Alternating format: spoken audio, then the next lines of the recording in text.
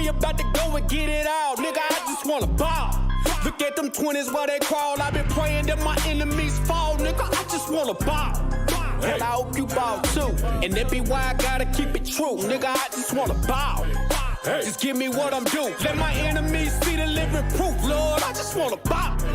Trying to build my own city, homie. Enough room to put my niggas on it. Just start a couple business on it. Fuck any heathen, never shitting on me. Yeah. Public housing we done lived through. Trying to put that in my rear view. Gold rolls, what I still do. I can see the picture with a clear view. Gotta separate the snakes. And all you fuck niggas that's gon' hate. Daily pray to God don't catch another case. But that's a small risk that I feel I gotta take. Only certain niggas, they gon' feel this. Still deliver verses on that real shit. If I get a couple million, I'ma bust this shit down with these children. I just wanna ball. Told my niggas stand tall, cause we about to go and get it out. Nigga, I just wanna ball. Look at them 20s while they crawl. I been praying that my enemies fall. Nigga, I just wanna ball. And I hope you ball too. And that be why I gotta keep it true. Nigga, I just wanna ball. Just give me what I'm due. Let my enemies see the living proof, Lord. I just wanna ball. Don't get up out of bounds, homie. Got killers with them rounds on them. Look like I'm fed from the drum. Look, don't make me make the reaper rain down on them. I can give a fuck if you rock blue. And I was Sue Woo from the Fruittown crew. Cops still shoot us every time we move. They hate you, nigga, like they hate me too. Just know that brotherhood is a weapon. Build another zone, get protected. Too many sisters in the city been molested. Now I'm stacking soldiers off the block like it's Tetris. Woo! Know that truth, it give you chills, don't it? Steady ringing in your ears, won't it? If I'm blessed to make a meal, I'ma bust that shit down with my real homies. I just wanna ball. Told my niggas stand tall, cause we about to go and get it out. Nigga, I just wanna ball. Look at them 20s while they crawl. I been praying that my enemies fall. Nigga, I just wanna ball. And I hope you ball too. And that be why I gotta keep it true. Nigga, I just wanna ball. Just give me what I'm due. Let my enemies see the living proof, Lord. I just wanna bop. Yeah. To all them children that grew up with parents strung out on drugs. Yeah. I just wanna ball. Hope you do too. And I hope you do too. Yeah. Man, to the brother that had a real and she left him for whatever reason. Yeah. I just wanna ball. I hope you do too. And to the sister, you know what I'm saying, that had that nigga leave him. Yeah. Nigga, I just wanna ball.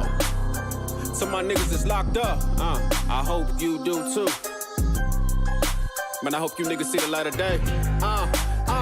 Yeah, I just wanna ball. Yeah, I just wanna ball.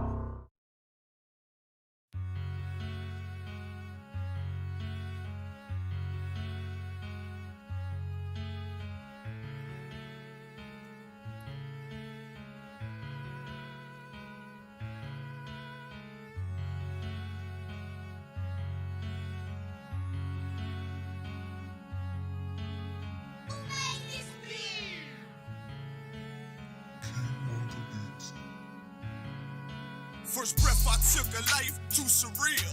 Second breath I took was the pivot and strike, finish the kill. Influenced by might, with every sentence reveal. I won't pay back, fuck a dollar bill. Remain calm as the pressure build. Gotta endure until I let this pump whistle at my foes in memory of Emmett Till. I only live to do my master's will.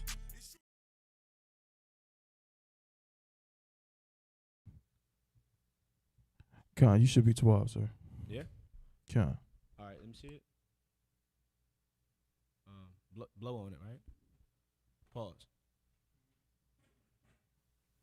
You can carry it with you over there so it can get some of that air anyway. Right. So we live? All right, more sign crack. Clap it up. Hey, shalom. Yahweh Shema Rashad Brakatah, all the brothers. Yahweh Shema Lataba Shema Rashad, all the sisters. You understand? This is Isupk, Israelite School of Universal Practical Knowledge. Priest and Officer Mahayal holding it down to Captain Athaka Robs. You understand? Any questions you have now, type them in the chat now, get them ready. You know what I'm saying? So we can just run them down when Cap get here. Any questions, any comments, just type them in the chat. You understand what I'm saying? And we gonna get right into it, man. We're gonna get right into it. So I had the pleasure yesterday of looking at a movie that I ain't seen in years. You understand? Years, a long time since I was a young boy. And guess what movie it was? Soul Food. When last time y'all seen Soul Food? You seen like 2 months ago? Almost on crack. You said about 2005. Ooh wee. I'm telling you right now, go watch it again now that you're in the truth. You're gonna see so much, brother. You understand? I'm gonna be honest. I shed a few tears. How y'all gonna be honest with the Akim today? You know what I'm saying? I shed a few tears watching that damn movie. You know what I'm saying? Just because the pain and the frustration, you understand, that we now understand the truth. You know what I'm saying? That movie is the black community in a nutshell, man. You understand what I'm saying? It's the black community in a nutshell when it comes to oppression, when it comes to women ruling over us, when it comes to our men being effeminate, when it comes to, you know what I'm saying, no man in the household, when it comes to just chaos, you understand, when it comes to just having no damn structure, you know what I mean? That movie is a black, Hispanic, and Native American Indian community in a nutshell, man. You understand? And it was a lot of things that I do not remember seeing as a child in there. You know, when you younger, man, you see, I mean, a lot of things just go over your head. First of all, I forgot that it was narrated in the perspective of the child. You understand? So if it was what he was seeing, but of course, us as adults, we know what's really going on. That's enough, matter of fact. That's the why. Just throw that in there. Throw it in there, right? And put some of that frankincense on it. Mm-hmm. Like 5 or 6, yep. And then a little bit of that mirth. This bag right here. Mm-hmm. Ooh wee, Most High in Christ. You understand? Like I wasn't even paying attention to when I was young to the fact that the movie was narrated from the perspective of the young man, the young brother, and what he was seeing and how he viewed everything and his understanding. You know what I mean? Like that whole entire movie, man. That house was just in chaos, man, in chaos. And what were they trying to use? You understand? To bring everyone together, to keep everybody together. What was Big Mama's mission? What was she hoping to accomplish, man? What was she using to accomplish keeping them together? What she got? Sunday dinner. You understand? Some of that good old soul food. You know what I mean? Big Mama's like, I'm going to keep my kids together. You understand? I'm going to keep this household together. Why? Because I'm going to get them here on Sunday after church. You understand? We're going to eat some of that good old, don't cover it up, Baba Kasha. It's going to smother it out. We're going to eat some of that good old soul food, man. You understand? So we're going to read a little brief history. You understand? Find out where this soul food originates from. Because that's a term that's used, you know what I'm saying, loosely, very loosely in the black community. You know what I'm saying? Niggas use that all the time. You want some of this good old soul food? Come get some of this good old soul food. You know what I'm saying? Baba Kasha. Yeah, we don't even know, you know what I'm saying, where it come from. What's the history on it? This is what you learn how to do in the truth. In the truth, you know what I'm saying, the Isupk under Command General Yohana, we learn how to do our research with things, man. You know what I'm saying? You learn how to look stuff up. You know what I'm saying? You learn how to use your due diligence, man, to actually find out. Take your time, brother. No rush. You too up. To learn to actually find out, you understand, why you do what you do. Is what you're doing wrong? You understand? Where did what you do start? You know what I mean? We learn how to actually take our time and do what? That the Christian church does not teach our people how to do. Read. Yeah, right. We take our time to read and use our Google machines and use books, you understand, to find out why we do what we do and why we think it's okay to do it. Right. You understand what I'm saying? So what we gonna do, man? We gonna get some history on this term soul food and find out where it originated from, man. You understand? Then we gonna go in the scriptures and show you. You understand what I'm saying? That the Lord never wanted us to consume anything on this planet, man. Right. You understand what I'm saying? The Lord has structure for his men, women, and children that he loves that are called the Israelites. Right. So-called blacks, Hispanics, and Native American Indians. You understand? So we're going to get right into it, brother. You got that joint? Come. Let's read that from the top. Come. Salakia. This is Soul Food, A Brief History by the African American Registry. This dates registry from 1492 offers a brief article on the origins of soul food. Salakia, let me just turn my volume down just a little bit. Salakia. Soul food is a term used for an ethnic cuisine, food traditionally prepared and eaten by African Americans of the southern United States. Eaten by who? African Americans of the southern United States. You know what I'm saying? So this is a black term. We can all come to the agreement of that. Right. You know what I'm saying? Soul food is a black term that we use in the black community. You know what I'm saying? Not everybody. Right? Right. Read on. The water. Many of the various dishes and ingredients included in soul food are also regional meals and comprise a part of other southern U.S. cooking as well. The style of cooking originated during American slavery. Wait. The style of cooking, right? This soul food, because soul food is a style of cooking, right? When did this style of cooking originate?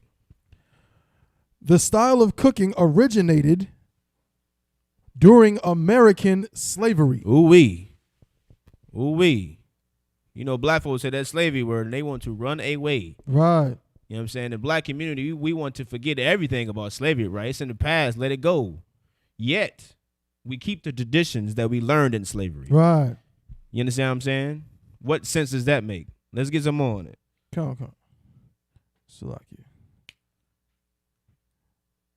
African slaves were given only the leftover. They were given only the what? The leftover and undesirable cuts of meat. The undesirable cuts of the meat. You understand? Not the good thick part. You understand? They giving them the gristle. You know what I mean? The toes, right. the hands, right. the head probably. You know what I'm saying? Come on, talk to me, Anazar. What's up, man? Get that brother, Mike. I heard my brother in a minute. You know what I'm saying? Most High in Christ. You know what I mean? Anazar in the building. Most High in Christ. The chitterlings. The what? The chitterlings. Anazar, what the hell is that, man? The chitterling is the pig's intestine. Oh, my God. Good night. Read that one more time, brother. Chitterlings? African slaves were given only the leftover. The chitlins. That's what they was giving them, man. The pig intestines, man. You understand? The stuff that Master looked like, this ain't no good right here. Right. You know what I'm saying? Whatever he didn't want. You know what I mean? Let's get some more on it. Come. And undesirable cuts of meat from their masters, while the white slave owners got the meatiest cuts of ham, roasts, etc. Read on. We also had only vegetables grown for ourselves. After slavery, many, being poor, could afford only off cuts of meat, along with offal. Farming, hunting, and fishing provided fresh vegetables. Look up that word real quick, Baba Kashaw. God. Matter of fact, I got it. Offal, the entrails and eternal organs of an animal used as food. Like you said, them chitterlings, them chitlins. You know what I'm saying? Even after slavery, they priced the damn meat so high that niggas could only afford the goddamn chitlins. Good night. They could only afford the parts of the animal, of the carcass that nobody wanted. That's why it was so cheap, because nobody wanted it. You know what I mean? Supply and demand. If nobody wanted, nobody buying it. Of course, they got to sell it for dirt cheap to get it off. You understand? So us not having no money, that's all we could afford, man. What's them chitlins? You understand what I'm saying? That black folks love so much and that I don't understand. It smells disgusting. Y'all ever smelled chitlins cooking? Oh, my God. No, what you got, brother? Salak, if I may, I never smelled it, never been around it. But lucky brother. One thing I never understood is, like, it seemed like every time I talk to a black person, they act like chitlins is disgusting and gross. So who is eating it? The same black people you talking to. They mamas and they daddies eat it. Right. You know what I mean? They uncles and they cousins. They might just be the one black sheep out right. of the family that don't eat it. Like me personally, it's like all of my family members except me and my sister. I can honestly say me and my sister are probably the only ones that don't eat that no type of food. The chitlins and all that stuff and the pig feet and all that type of stuff. Like those are like damn near delicacies. Good to night. us in the black community. Right. Like you'll see black boy, they come in the house, they be like, oh, you cooking chillin' tonight? Well, you cooking this tonight? They be like, ooh wee. That's you know what I mean? Like we get excited about lamb. We see a sister cooking us some lamb. We like, oh, we have some beef ribs or something. Man, they get like that over pig intestines. You understand? Which is not a damn delicacy, man. You know what I mean? Which is a sin to eat according to the Bible anyway. Right. You know what I mean? But let's get some more on the show.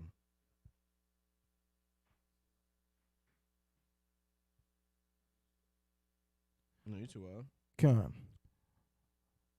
Farming, hunting, and fishing provided fresh vegetables, fish, and wild game, such as possum, rabbit, squirrel, and sometimes waterfowl. You see what I'm saying? Like, because we couldn't afford, you know what I'm saying, what they were selling, man, niggas had to go try to find a way to get some food. You know what I'm saying? You weren't eating rabbit because you wanted to eat rabbit. Right. You was eating rabbit because you ain't had no goddamn choice. That's right. It was eat the rabbit or starve. You know what I'm saying? It was eat the squirrel or starve. It was eat whatever fish you can get out of this water or starve. Because you couldn't afford the good meats. You couldn't afford that good, you know, man, beef. Hell, unfortunately, the ham, you couldn't afford none of it. You know what I'm saying? So we had to eat these disgusting things. And out here in the country, hell, eating rabbits, you know what I'm saying? That's a damn delicacy. Right. They got rabbit jerky. Mm. Good night. Yeah, there's a store that sells rabbit jerky out here. We laugh, you know what I'm saying? But some kid somewhere is excited to go to the store to get him some rabbit jerky. You know what I'm saying? Because his parents don't know no better. Right. You know what I mean? We still slaves in this place. Thinking that we've let go of slavery, in the past, when we are still slaves today, man. Right. You understand what I'm saying? Damn right. What is the only thing that has changed, man? You ain't got them physical shackles on you no more. You understand? And that's to a certain extent in itself. You know what I mean? But now it's more on your mind, man. It's a mental game, man. You understand, brother? You understand? It's a mental game, man. You know what I mean? This so-called oppressor got us wrapped tight around his finger, man. You understand? We don't understand the lifestyle that we live.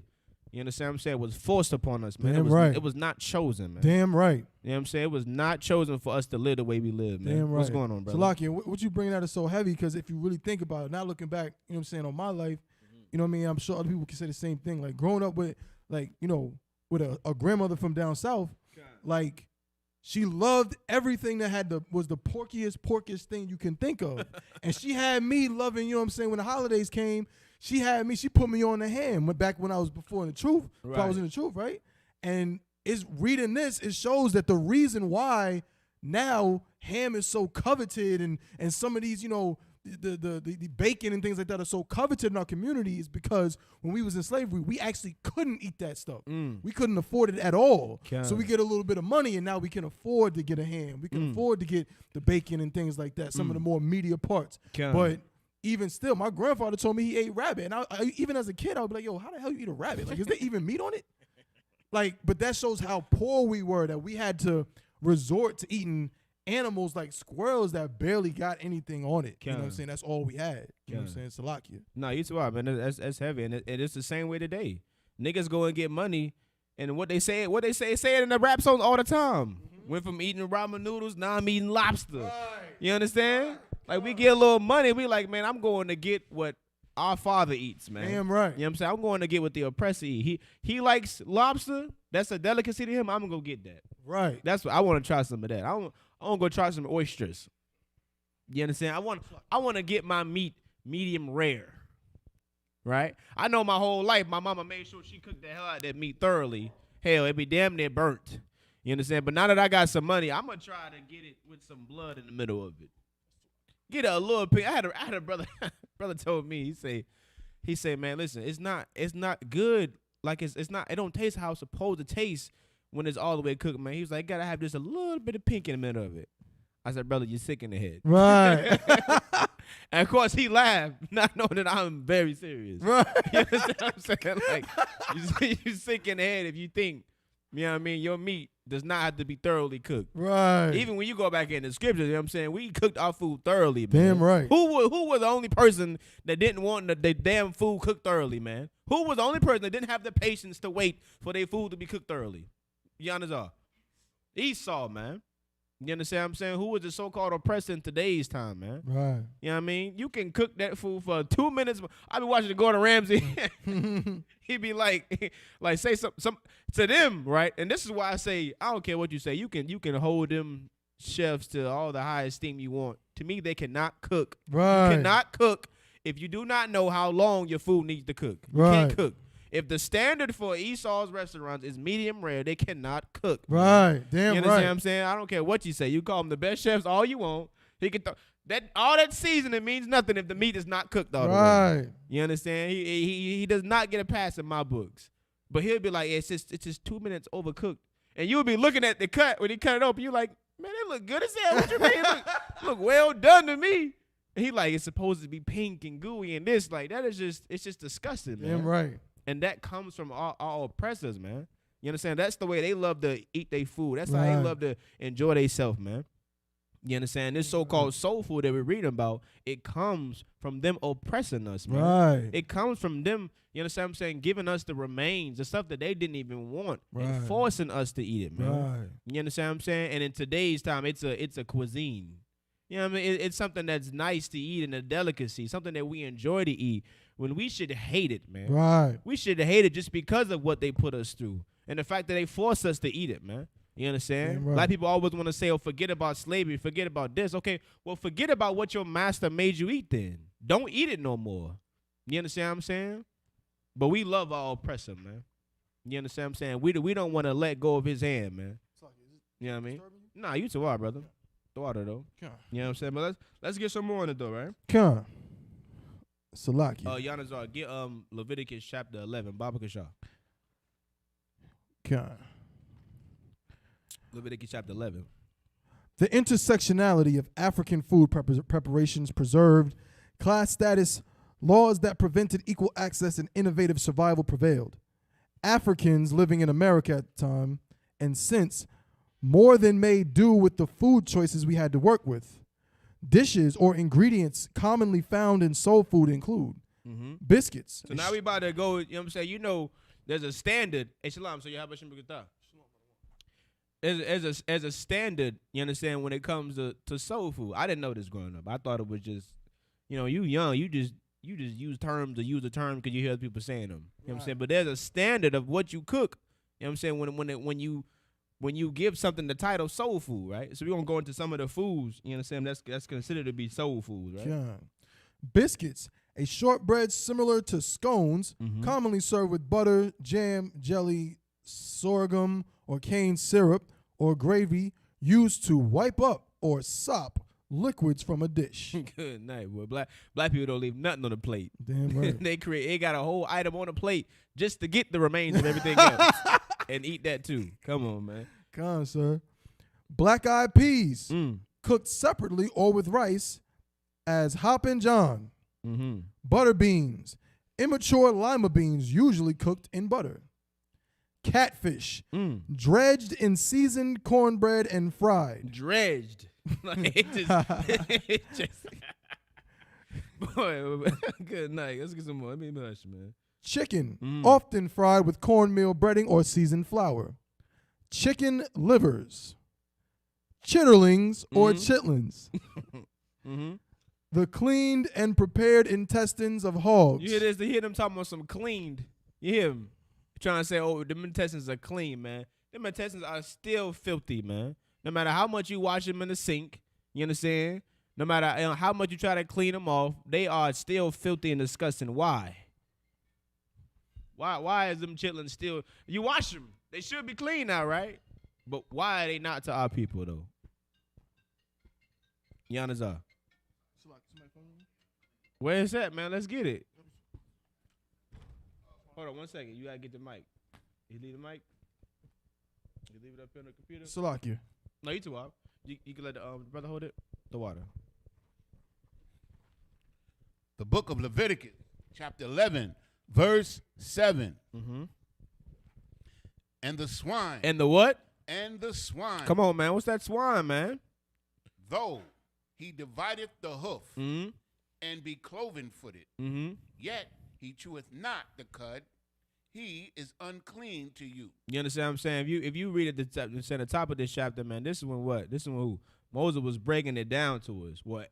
He was getting Aaron to break it down to us. You understand? As far as what the Most High wanted us to eat and what he didn't want us to eat, man.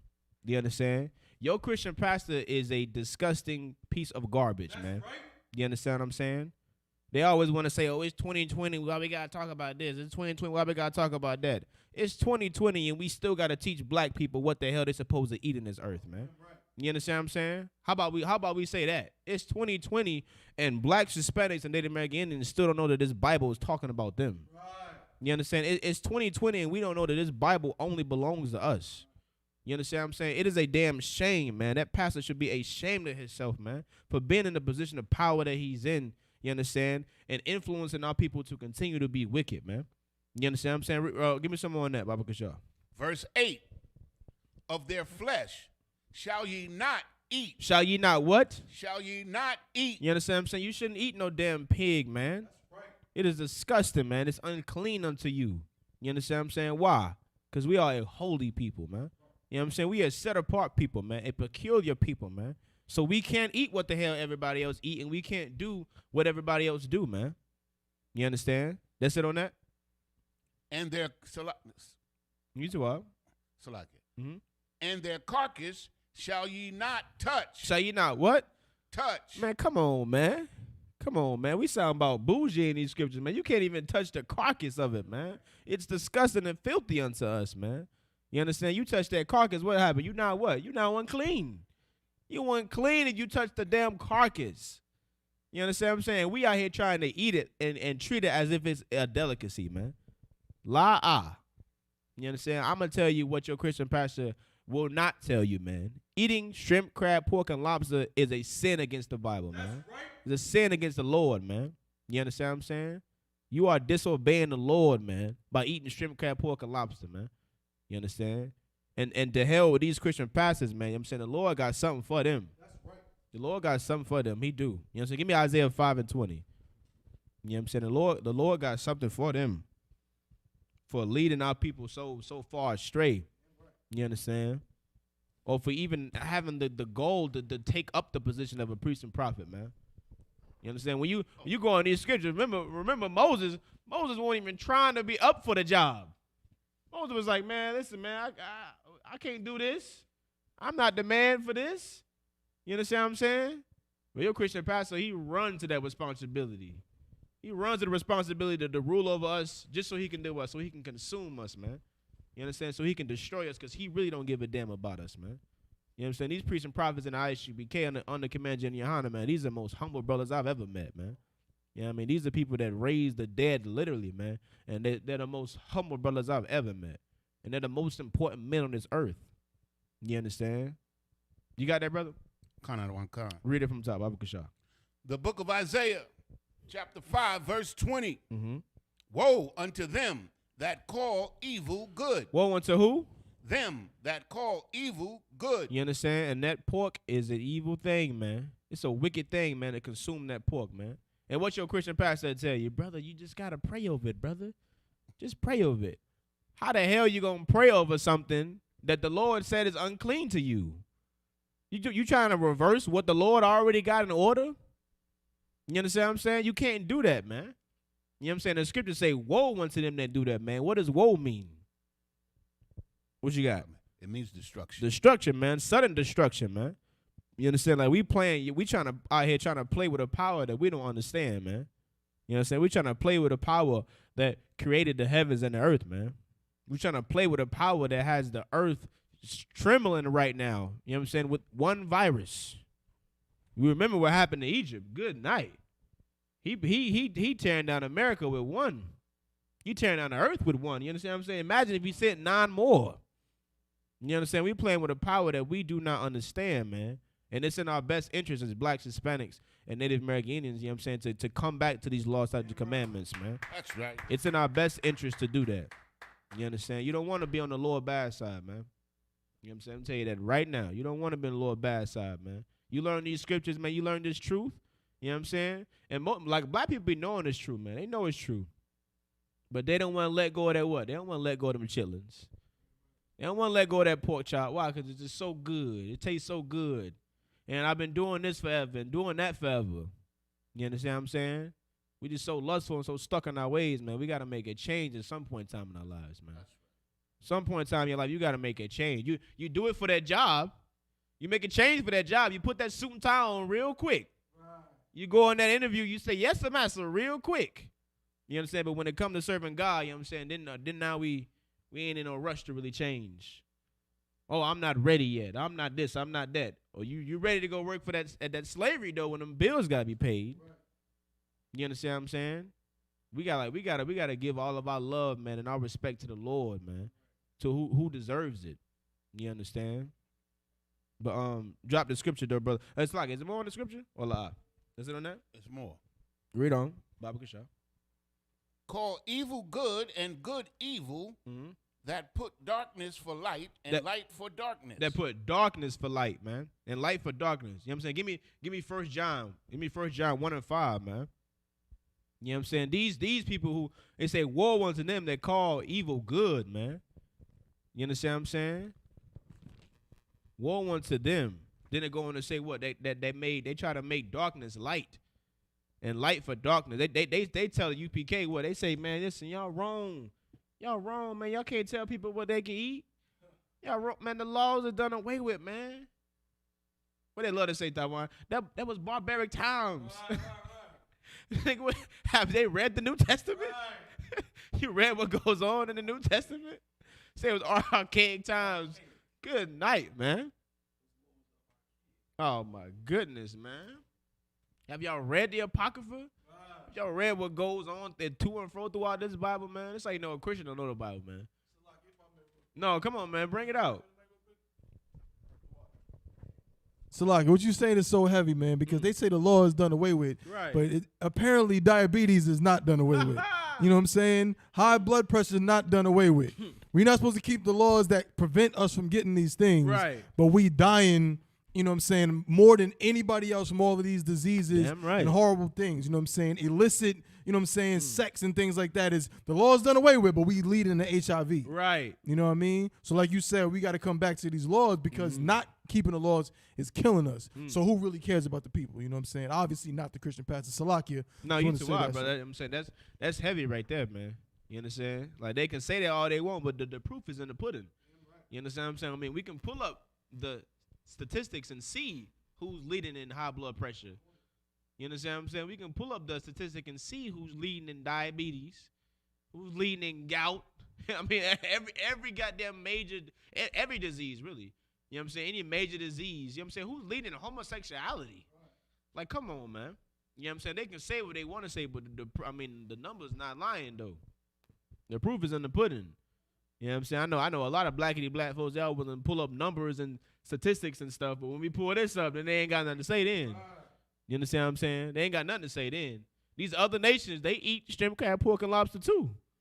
You know what I'm saying? But they not dying and suffering the same way we dying and suffering with it. Esau is a natural homosexual, yet he's not dying at the rate of HIV and AIDS that we are. You understand what I'm saying? Obviously, somebody else has a hand in what's going on, man, and it's the Lord. You understand? And the Lord is punishing his people, so-called blacks, Hispanics, and Native American Indians, man. Right. You understand? Let me know when you got something. If not, read it from top. What you got? The book of 1 John, chapter 1, verse 5. Mm-hmm. This then is the message which we have heard of him, and declare unto you that the Most High is light. That the Most High is what? Light. You understand? What that last scripture say? It said, woe unto them that try to do what? They try to put darkness for light. You understand what I'm saying? This scripture say the Lord is only light, man. Meaning what? What does that mean? The Lord is only light. The Most High is light. Right? You know your Christian pastor, he walking in darkness. He's in that darkness. You eating shrimp, crab, pork, and lobster, what? You in that darkness, man. So what could that light possibly be? You understand? Righteousness. Righteousness, man. These laws, statutes, and commandments is that light. You understand what I'm saying? This truth is that light, man. You understand what I'm saying? Anything else outside this truth is that darkness, man. You know what I mean? Read on. And in him is no darkness at all. In the Lord there is what? no darkness at all. You understand what I'm saying? So why the hell would he tell you, you know what I'm saying, and the foundation of the Bible, not to eat shrimp, crab, pork, and lobster, and then later on, somewhere down the line, that no scripture, that no pastor has ever pulled, that I don't know what scripture they pulling, to say that now you can eat shrimp, crab, pork, and lobster. Like, what sense does that make? Like, are they taking the Lord for a goddamn joke, basically? They're taking him for a joke. They're taking this Bible for a joke. You understand? What the hell is the point of establishing these laws, statutes, and commandments if you can now just break them? What's the point? That will make us like, what's the place called? America. You know what I'm saying? Who makes laws and constitutions, you know what I'm saying, after they've already broken them. Right. They like, it's interesting about them. All the laws that they have made, they've broken all of them already. But then make it for you and force you to follow them, man. You understand what I'm saying? The Lord is nothing like them, man. You understand what I'm saying? The Lord never intended for his people to be living like savages, you should say. You know what I mean? Eating pork, eating these disgusting, unclean things, man. You know what I'm saying? That's what the peasants do, man. We are a royal people. You understand? Let these other nations who are the real peasants, man. You understand? Let them do what they want to do and eat what they want to eat. You know what I mean? Read on. Verse 6. If we say that we have fellowship with him and walk in darkness. And so we say we follow the Lord, right? All Christians say, well, they love the Lord. I love my Jesus. I love God. I talk to God every day. I swear, every Christian, you know what I'm saying, individual has a personal relationship with the Lord. Right. They know what the Lord had for breakfast yesterday. They know his favorite TV show. Right. You know what I'm saying? They know everything about the Lord. You know what I mean? But don't know not one goddamn commandment they supposed to follow, right? You understand what I'm saying? So if they say they got fellowship with the Lord, read on. And walk in darkness. But walk in what? In darkness. But they eating shrimp, crab, pork, and lobster. In darkness. You understand what I'm saying? But they're homosexuals. In darkness. But they sleeping with other men's women. In darkness. You understand what I'm saying? But they doing what, you know what I'm saying, we're taught to do in this place called America. You know what I'm saying? They doing what we was taught to do in slavery. You understand? Read on. We lie. You what? We lie. You lie, man. You understand? And understand you're not lying to men. You lying to the Lord, man. You understand what I'm saying? Don't think we doing this on our own accord. This ain't got nothing to do with me. It got nothing to do with my house. Ain't got nothing to do with Tabuan, man. This is what the Lord wants to be proliferated throughout the earth, man. Right. He wants his people to understand who he has always wanted them to be and who they have to be if they want to receive any type of blessings from him. You understand what I'm saying? Like, you lying to the Lord, man. And the Lord knows, like what they always say, oh, the Lord knows my heart. Yeah, you're right. He know your heart. Right. He know your mind. He know you're a wicked and disgusting person, man. That's right. That's what he know. You understand what I'm saying? That's why he say, woe unto you who call evil good, man. You understand what I'm saying? Read on. Verse, we lie and do not the truth. And do not what? And do not the truth. You know what I'm saying? What's the truth, man? The truth is following these laws, statutes, and commandments, man. That's right. That's what the truth is. You understand? That's what the numbers tell you the truth is, man. Blacks, Hispanics, and Native American Indians, man. We eat shrimp, crab, pork, and lobster like everybody else, but we the only ones that suffer from it. You got some numbers from your lie. Most on Christ, you know what I'm saying? If you could, bring those out. Bring those out. So you know what I'm saying? Because they already think we crazy. These just some Negroes reading out of a book. Okay, let's see what the numbers say about it. Because everybody, can we all agree? We can agree. Everybody eat pork. Everybody eat shrimp, right? Crab and lobster. We can agree on that, right? You understand? But let's see what the numbers say who suffers from consuming these foods, right? You know what I mean? It says, this is the American Diabetes Association. Statistic about diabetes prevalence in 2018, 34.2 million Americans, or 10.5% of the population, had diabetes. Diabetes by race, ethnicity. The rates of diagnosed diabetes in adults by race, ethnic background are 7.5% of non-Hispanic whites. That's the lowest. Right. 9.2% of Asian Americans. 12.5% of Hispanics. That's the second highest. Right. 11.7% of non-Hispanic blacks. You might think that's number one. It's not. It's number three. Number one is 14.7% of American Indians, Alaskan natives. You understand what I'm saying? Who are who, man? Who are God's chosen people, man? You understand? And when you go in this Bible, you find out what? You find out that the Lord said if we didn't obey his commandments, that he would do what to us, man? You know what I'm saying? What would he do to us, Yanazar? He would destroy us, man, and punish us, man. You know what I'm saying? And also what? Put our enemies above us, man. You understand? Like the proof is in the pudding, man. Because we've decided to disobey the Lord and not follow what's in this damn Bible, you know what I mean? And listen to this Christian pastor who's been in hiding for what, 4 months now? He been hiding for 4.5, 5 months now, man. Where the hell is your Christian pastor at, man? Where is he at? Emailing you, telling you to pay your tithes? Texting you, telling you to pay your tithes, man? You understand? What's up, Yanazar? If I may. Salaki. I saw a video where one preacher had a little toy remote control truck. He had a remote control truck with the plate on top. You said the pastor? The pastor. This is in the church. Okay. And he's controlling the truck.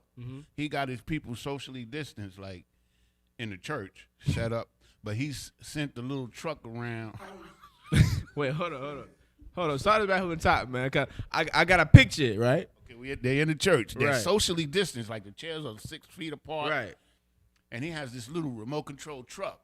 And on top of the truck is the collection plate. And he Man, stop playing, Yanazar. Man, stop playing. You're gonna see it, I guarantee you. Y'all hear this nonsense, man? You see that links this whore would go to get his money? Oh. You understand what I'm saying? Like, he's more concerned about getting that money than he is your own, Absolutely. like your own life, man.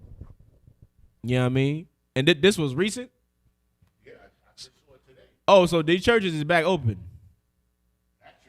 That church. Right, got about to say, because I still be seeing a lot of them that closed. I see signs on the churches, they say, join us on Facebook Live. They say, join us on the YouTube stream. You know what I'm saying? Don't come here. You know what I mean? What you got? That church wasn't mailing in their tithes, so he had to come up with a gimmick. And why, man? Because he is just a drug dealer, man. He's no different than a drug dealer, man. That's right. You know what I'm saying? And he knows he's losing his clientele, so he gotta do what? He gotta improvise. He like, man, I gotta improvise, man. I gotta do something to get them. Right. Why you think that devil was on they're talking about some COVID-19? I blow the wind of God Right. on you. And spitting all at the camera. Right. Like, they desperate, man. They trying to do everything they can, you know what I'm saying? Right. And when I see them, I look at them and I see a stripper. Damn right. A stripper, she gets on that pole, she dances, she do her best moves to get you to what? Get you to throw that money. Right. Your pastor is a whore, man. He's a hoe. You know what I mean? He get up there, he speak nonsense to you. You understand what I'm saying? To get you to do what? Continue to give him money. Right. You know what I'm saying? Not to teach you the truth of the Bible. You understand what I'm saying? But just to deceive you, man. That's why the scripture said, woe unto them that call of evil good, man. You understand? The Lord got something planned for them. Don't worry about it. You know what I'm saying? Ask Eddie Long. He know. Oh, wait. You can't ask him. Good night. Salakia. Is more in that scripture? Hola.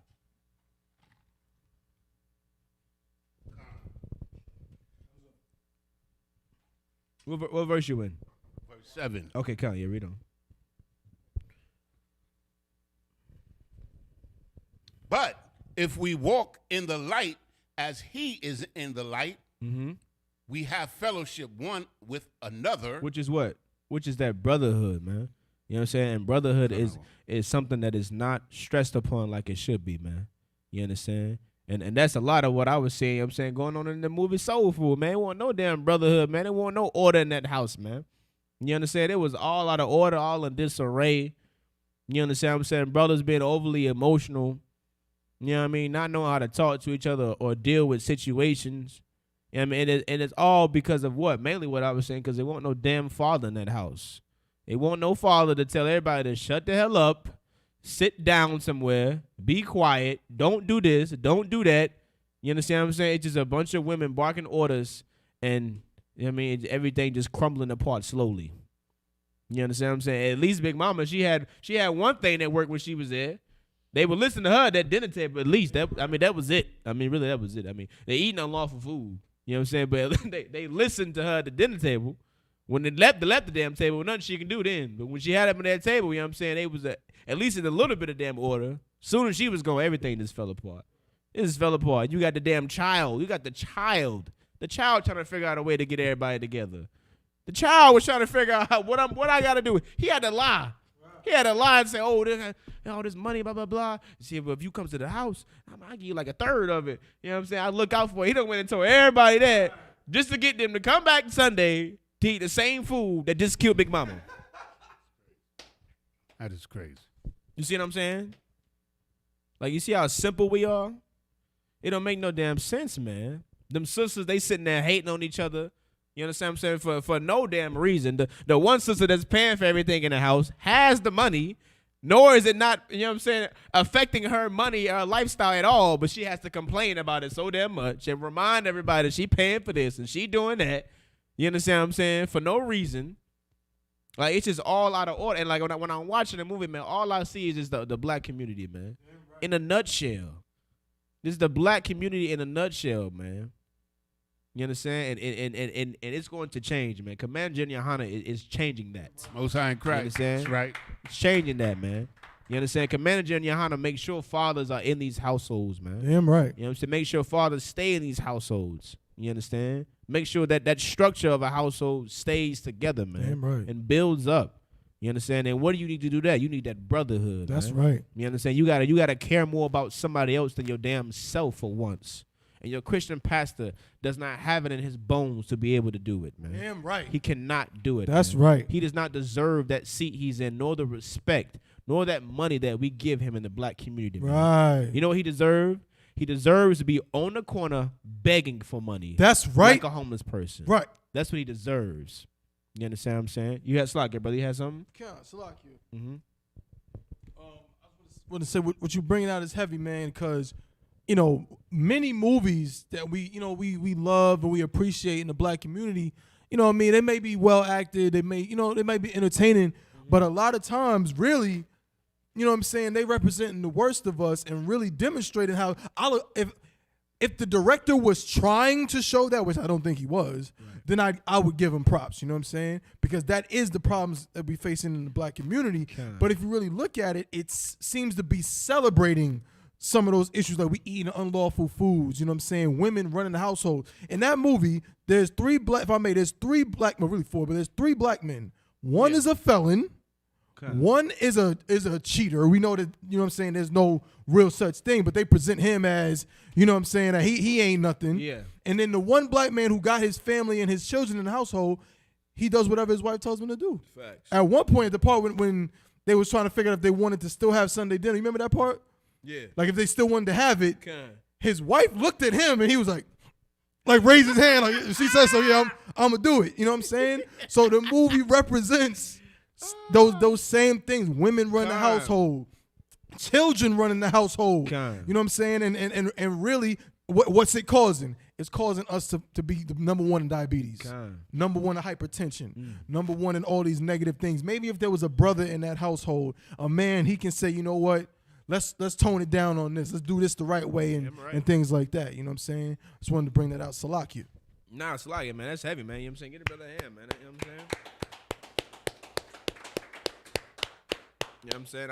I'm glad you brought that up because that made me remember the one part. Remember the one part where the fella, he was trying to get a job. And so he went to the brother house that you were talking about that got his life together, but listened to his wife. He went to his house, you know what I'm saying, talked to him for a little bit. He was like, man, I just want to tell her, you know what I'm saying, I can't find a job. He like, no, don't tell her. Whatever you do. The nigga even went in his pocket. He was like, listen, man, hell, you got to be washing dishes. You got to be washing dishes, folding clothes or something. He said, here, take this. He's like, man, you can't tell your woman you ain't got no job. He's like, whatever you do, don't tell her. You understand what I'm saying? And it's like that director knows, like that whole, like, you know what I'm saying? Like when you look at the psychological aspect behind it, it's like they're explaining the structure of the black community, man. Like they know what we go through. Like this don't happen in Esau house. You understand what I'm saying? Esau wife could be making 6 figures and he just be chilling on a yacht somewhere that she paid for. He not scared to say, baby, give me this money for this and that. You understand what I'm saying? But a black man, because we got so much pride, you understand me, and because our women are held to such high esteem and they look down on us, man, It's a shameful thing in the black community to be a man and you not have no money. When the system is set up for the brother to fail, the brother got out of prison, right? This is another reason why the so-called oppressor is the goddamn devil the Bible speaks of, man. Because that brother did his time in prison, man. Did his time, right? You know what I'm saying? But yet, instead of you understand what I'm saying, giving him a clean slate, it's like a clean slate, you mark him for the rest of his life as a felon. When he's already paid the time for his crime, had to pay his fees, you understand what I'm saying, been deprived of having the natural things that, you know what I'm saying, we're all rightfully supposed to get. He was basically a slave in prison. You understand what I'm saying? He gets out trying to get a job, trying to change his goddamn life, and he's held back by not himself, but the devil, man. You understand what I'm saying? And he even brought that up. He brought that up to his wife at one point in time. He brought that up when he was arguing with her in the closet. We brought it to the back. He was like, man, such and such and such and such, you know what I'm saying, being held back by this so-called white man. That's what he quoted. That's what he said. And she said, man, I'm tired of hearing that, man. That's getting old. You see what the hell the problem is, right? The whole time they quoting, and when the brothers are talking, they saying, oppressor this, oppressor that. You know what I'm saying? We got to stick together, boom, boom, boom. Even though the brother was being mischievous in the way he approached him with it. Right. You know what I mean? But they know, our people know that there's a difference between us and them, man. We just try to walk around it and tiptoe over it, man. You understand? When we know what? We know that they're the ones keeping us down, man. They're the ones holding us back. Right. But because of these wicked Christian pastors, because we don't have any strong leaders, man, someone to teach us how to teach a man to rule over his goddamn household. You understand what I'm saying? You, brother, you ain't got to have $1 in your damn pocket, man. Whatever that woman is making, that's your money. That's right. You understand? She buy that house, that's your house. You understand? She buy that car, that's your car, man. You know what I mean? Don't you ever feel ashamed for being oppressed in America, man. Don't you ever feel ashamed, man. That's right. You understand? This place is built for her to succeed and be over you, man. That's why in the truth, I mean, hell, most of the women in the school, you know what I'm saying, they make the money, man. You know what I'm saying? I mean, brothers, we do, but hell, I mean, 3 strikes and we out. You understand, brothers? We coming in here, we trying to change our life. You know what I'm saying? Brothers have changed their life, man. But when it comes to Esau society, I mean, they look at us the same regardless. You understand what I'm saying? So we need to stick together, man. Learn how to love each other, man. That's why I love this school, because there's a structure. Give me so like 1 Corinthians 11:3 real quick. There's a structure in this Bible, man. You understand? And it's set up the way it's set up for a reason, so that things like, you know what I'm saying, them scenes in Soul Food will never happen, man. You understand? That brother should have never even had to think, even had to hesitate to tell his rib he can't find a job, man. What the hell sense does that make? Right. You understand what I'm saying? Like, what type of relationship are y'all in? Right. Is this a relationship, or is it like a partnership or something? Like, what type of mutual agreement y'all got? So if you don't make no money, y'all can't be together no more? Right. You understand what I'm saying? Like, that is the mindset, you know what I'm saying, of the slave master. And that turns our women into whores, man. Damn right. Into whores, because they looking for a man that can supply them with money and take care of them, and then he treats them like garbage. Right. I've literally talked to sisters that will tell you they don't care. They'd rather put up with a man that treats them like garbage as long as he got money. Good night. Like, how sick are we, man? Damn right. You know what I'm saying? What you got, brother? Salakia, brother. What you're saying is this is so heavy, man, because, you know, and then on top of it, the funny thing is that, you know, and General Muhammad brought this out so many times, is that really in order for a brother to muster up the courage and the, you know what I'm saying, the confidence that is necessary to go out there, fight against the oppressor, and at all odds, after being a felon or whatever he might have been, go out and get a job or find a, you know what I'm saying, a legal hustle and do his thing. You know what I mean? You got to build him up. You know what I'm saying? You can't tear him down. How you going to be confident to go to a job interview? If your woman talk to you crazy, then the next day you're going to go into an interview feeling like, yo, I can do this? No, you're going to feel like defeated, like, yo, whatever, man. Like, you know what I mean? And what she do? The sister went and told her ex, way more successful boyfriend, brought him into the picture, you know what I'm saying, to try to get him a job. You know what I mean? Going through those kind of lengths, when in actuality, she really should have just shut her damn mouth and tried to be like, baby, it's okay. I got you. Right. Don't you worry. That's the kind of thing a man needs to be like, you know what? For her, I'm going to go out here and figure this out. You know what I'm saying? The right way. Salakia, bro. No, you too are, brother. You know what I'm saying? And the sister, you know what I mean, she didn't have a wicked spirit behind what she was trying to do. It's just that she failed to mention it to the most important person who needed to know. Like, it shouldn't have been no damn surprise that this man that just so happened to be your ex, that used to call you Cola, you understand what I'm saying? I think maybe he should know, you understand? Or maybe you should mention it to him like, Salaki, babe, you know what I'm saying? I might be able to help you get a job because I know such and such who's hooked up in such and such business. Like, you know how little that made that man feel to have another man who owns the damn company walk up to him, tell him I'm the reason you got this job. And, you know, Cola, I know Cola. He like, who the hell is Cola? Right. He like, oh, yeah, you know what I'm saying? That's what he's calling it back in the day. You know how he said it back in the day. You know what I'm saying? Like, letting him know basically what? I used to deal with your woman. Like, no man on this planet Earth who has a piece of masculinity in him ever wants to hear about his woman dealing with any other goddamn man. Right. I don't care about them past niggas you was with. I don't care. I don't want to hear none of them stories. About, you know what I'm saying? I don't want to hear none of that. You know what I mean? All I'm worried about is what's going on now and what am I eating for dinner? What, like, why are we talking about, you know what I'm saying, who your last husband was and your boyfriend was? I don't care. I don't want to hear about it, man.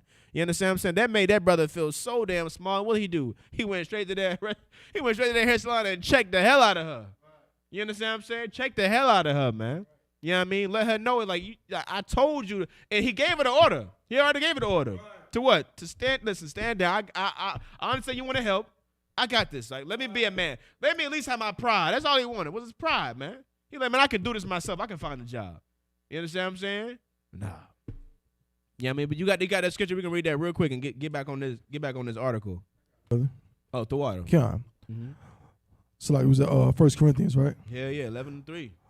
The book of 1 Corinthians, chapter 11 and verse 3. Mm-hmm.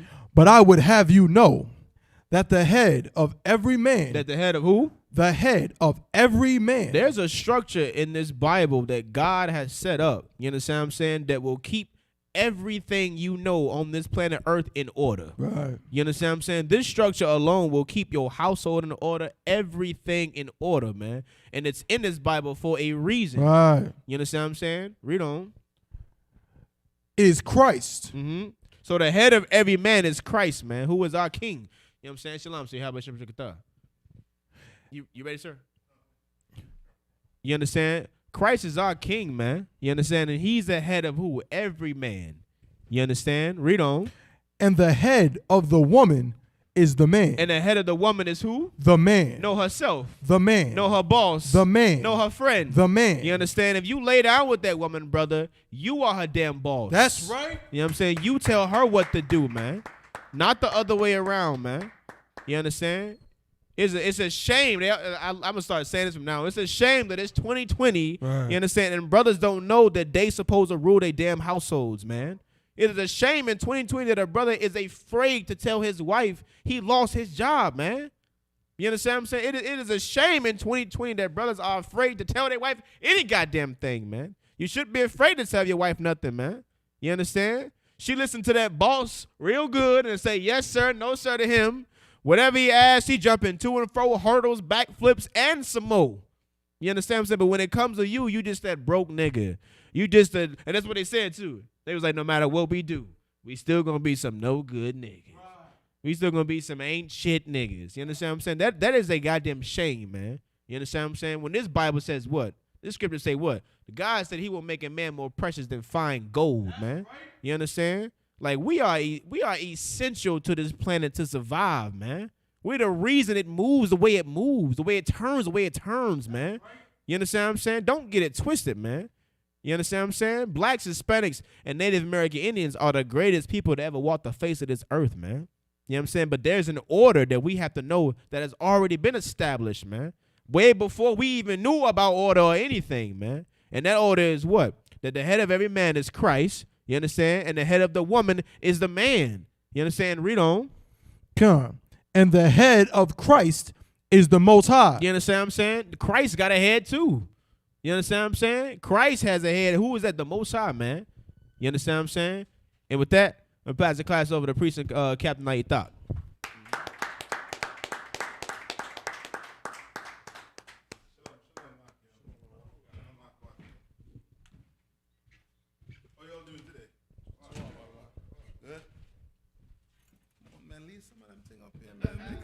Let me look like, you know what I mean? Got doing something. All right, where we at? 1 Corinthians 11:3. All right, let's go. Who's reading? I was that one. Go ahead. Come on, sir. The book of 1 Corinthians chapter 11 and verse 3. Uh-huh. But I would have you know that the head of every man is Christ, and the head of the woman is the man. So what is Paul going over here right now? What is Paul trying to explain here right now? Come on, Yanisa. Good to see you back, brother. Hosea Christ. What? The order that is established on the earth. The what? The order that is established on the earth. Yes, the order that is established on the earth pertaining to what? What order is that? Come on, Iraq. Yes, but be more specific. Come on.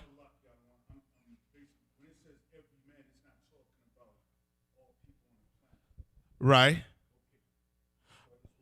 Okay, it's not directed to everybody on the planet. You understand? It's not directed to everybody on the planet. But other nations, they understand this better than us. You understand? Other nations understand the order a family is supposed to be in. This is your family order. This is the Most High, Christ, the man, the woman, then the what? The kids, basically. He didn't put that in, but that's the structure, the family structure. All right, read on. Salakia. And the head of Christ is the Most High. All right, and the head of Christ is who? The Most High. The Most High. Read on. Come on, sir. Verse 4. Salakia. Verse 4. Every man praying or prophesying, having his head covered, dishonoreth his head. Right, so every man praying, having his head covered, does what? Dishonoreth his head. So what does that mean? What is that going into now? Come on. Salakia, sir. Is it just saying that, you know, when a man is praying or prophesying that he has to leave his head uncovered? Basically. Come on, sir. Right? All right? That's why we have what? A hole in the top of our head. Come if you on. see our even with your mitri, or even with the berets, I think they call it, right? Where there's a hole in the middle of your head. You understand? We don't cover our heads. Right? Right? Read on. Come on, sir. This Salakia, verse 5. But every woman that prayeth or prophesieth with her head uncovered dishonoreth her head. Does what? Dishonoreth her head. What does that mean?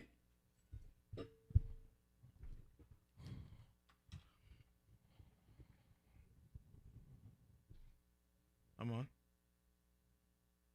Oh, Salakia, bro. Salakia, is it saying that that this is a way for the sisters to be humble? It's saying that, but what is that verse saying if you had to break it down? Come on. Salakia, so along the same lines, it's saying when a sister prays or not prophesy, but she's reading the scriptures or whatever, she got to have her head covered. Yes, but it's saying that she dishonored what? Oh, Salakia. Come on. It's saying that she would dishonor her husband. Yes. Come on. All right. If she don't have a husband, who she dishonoring? Priest. All right. She dishonored her head. Right. Right. Read on. Come on, sir. For that is Salakia. For that is even all one as if she were shaven. So it's as if she was what? She had a what? Come on, Yanisa. A what? A bald head. Right. you see why it is in Moab able to make a multi-million industry. Right. Because there are a lot of bald heads going around here. Right. All right, a lot. You know, it's sad to say. You want your hair to grow? Do what the Bible is saying to do. Come. The mere fact your hair ain't growing, I mean, you throwing, I mean, you put, I mean, you might even go all the way to put fertilizer in your head. Right. To try and make it grow, and that ain't growing. You know what I mean? Months and upon months, you spending thousands of dollars you had to spend in your head just so that you could have long flow in here. And it doesn't work. You know why? Read it one more time. Come on, sir. The book of 1 Corinthians chapter 11 and verse 5.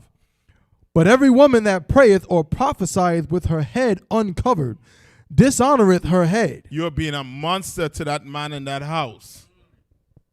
You're being a monster. And then when you look in the mirror, you're seeing the reason why.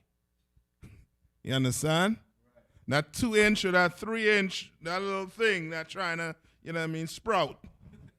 It's because of your disobedience to the Lord. Salakia, if I offend your sisters, just do what the Lord said to do. Right. I'm trying to help you. I ain't trying to crack jokes. That's right. Read on. Come on. For that is even all one as if she were shaven. So as if she was shaven. I mean, you dishonor, man. You ain't reading or reading the scripture with your head covered. That's why in the school, a sister ought to have her head what? Covered when she comes in here. You understand? Once we have classes. Come on. It's like it, sir. So the scripture in 1 Corinthians 11 and 15. Does this have anything to do with what we're talking about now as far as like the sister's hair? Read it for me. The book of 1 Corinthians chapter 11 and verse 15. But if a woman have long hair, it is a glory to her, for her hair is given her for a covering. Right. Yes. That's basically it's on that. You understand? Like she has long flowing hair. The Lord gave it to her. Why? Because she's pleasing the Lord by doing what? Obeying her husband. That's right. Obeying what the Lord said to do. Right. All right? Read on. She ain't saying Jesus is my man. Come on. Jesus would tell you, yo, that hair, you gotta do something with that hair, sis. Right. Come on. Verse 6. For if the woman be not covered, let her also be shorn. But if it be a shame for a woman to be shorn or shaven, let her be covered. Right, let her be covered. Meaning you have some shame, meaning what you said earlier on with her being humble. If she has some humility, some, you know what I mean, some thought of, you know what I mean, some thought of like good shame, you know what I mean? It's good shame. Shame face. Yeah, shame face. You understand? Then the Lord will bless her. Come on, sir. You know what I mean? Read on. Come on. Verse 7. For a man indeed ought not to cover his head. Right, men don't cover their head. You understand? You're a man covering your head, you nigh on to being effeminate. You know what I mean? When the word being read, when you're sitting down in class. Come on. Come on, sir. For as much as he is the image and glory of the Most High, but the woman is the glory of the man. But the woman is the what? The glory of the man. The woman is the glory of the man. You understand? Right? So that is it on that, right? You're good with that? Come on, sir. Salaki, so this come on. Might be a little more. Verse 8. For the man is not of the woman, but the woman of the man. Right, the woman of the man. Meaning the woman, what? Come on. Basically, and that's going all the way back to where? To Genesis. Come on. Right? Where what happened? Where Eve disobeyed the Lord, and Eve went and did what? Tempted Adam, and Adam what? He also disobeyed the Lord. Right. Right? The Bible said the woman was the one that first sinned. And because of that, the Lord said what? That the woman desire is going to be unto who? Her head or her husband. Right. You understand? That's her desire. So now, even though she likes to do something, what does your man like to do? Then like that. Love it. You understand? Love it. Embrace it. You understand? In here, a good husband, or I should say a happy husband, I forget how to say it in the world. Happy, like sir. Come on. They say happy wife, happy life. Right. In here, a happy husband, happy life. That's right. And all the way turn around. A happy life is a happy husband. Right. You understand? You want that house, you know what I mean, to be in order. You want the bed sheet, the bed to be on the bed. You know what I mean? You want to get some rest before you go to work? Right. Obey that man. That's right. You understand? A man in the Israelite School of Universal Practical Knowledge. You understand? No, don't get me wrong. Some of you all go out there and get, you know what I mean, brothers in the world. Do the same thing with them too. Since you know what I mean, that's your choice. You better do the same thing too for that brother. You understand? Where we at? We have any questions online? Sir. Come on, Iraq.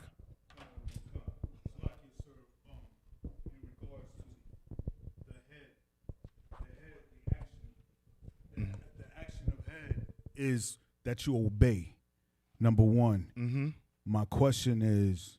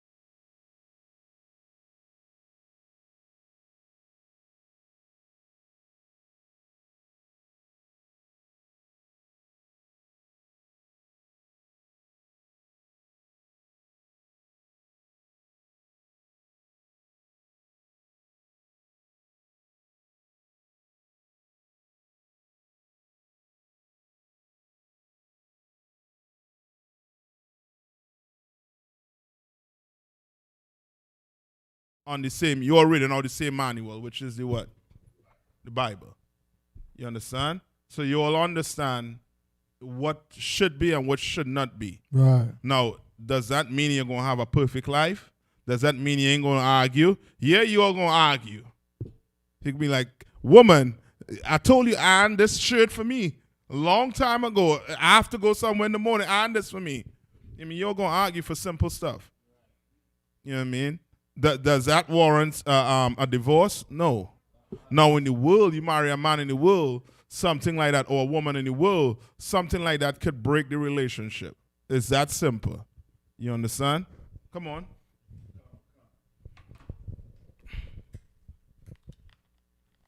Especially when it comes to food. Man, you ain't cooking for Jake. Boy, oh boy, he is looking to see who's going to cook him my meal. And he's going to find somebody to cook him my meal. You know what I mean? Come on. Khan of the one Khan.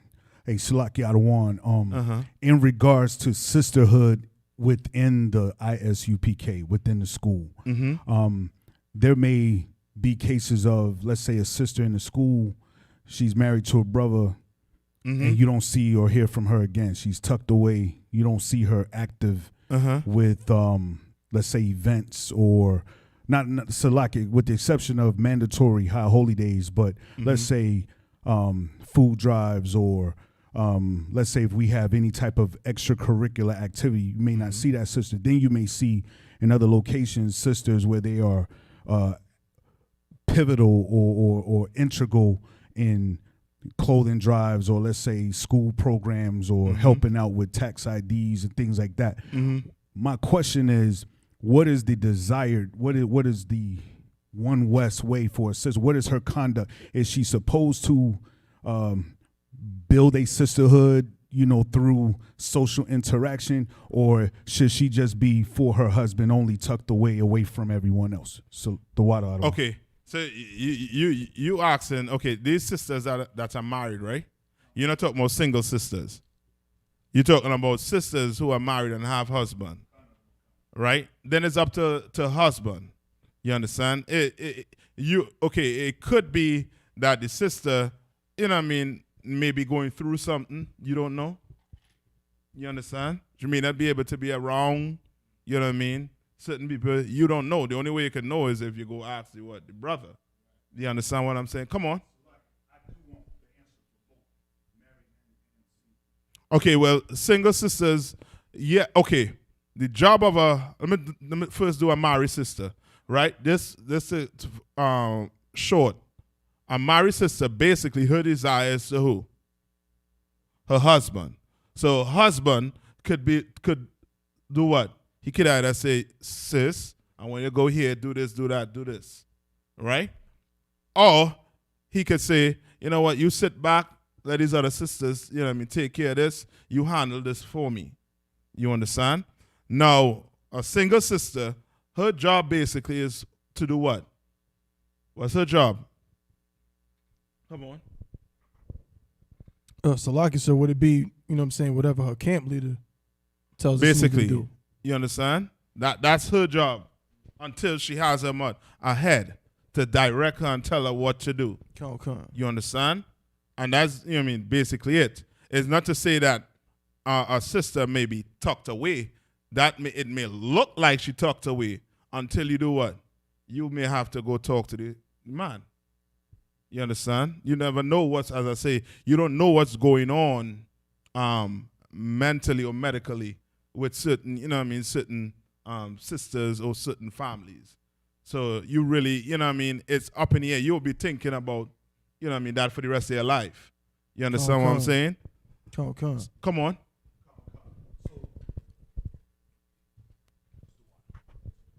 So when brothers come into the school, one of the things we offer is a brotherhood for life. Right. And you can actually visualize, you can actually see that from the moment you come into school, you see how we interact with one another. What is it that we are offering a new sister in the school as far as brotherhood for life? Let's say in comparison. Sisterhood. So what is the action of that? What is the visual? What is the optics? Okay, it come like this. Like, for example, right, on Saturdays, we have what? Sabbath, right?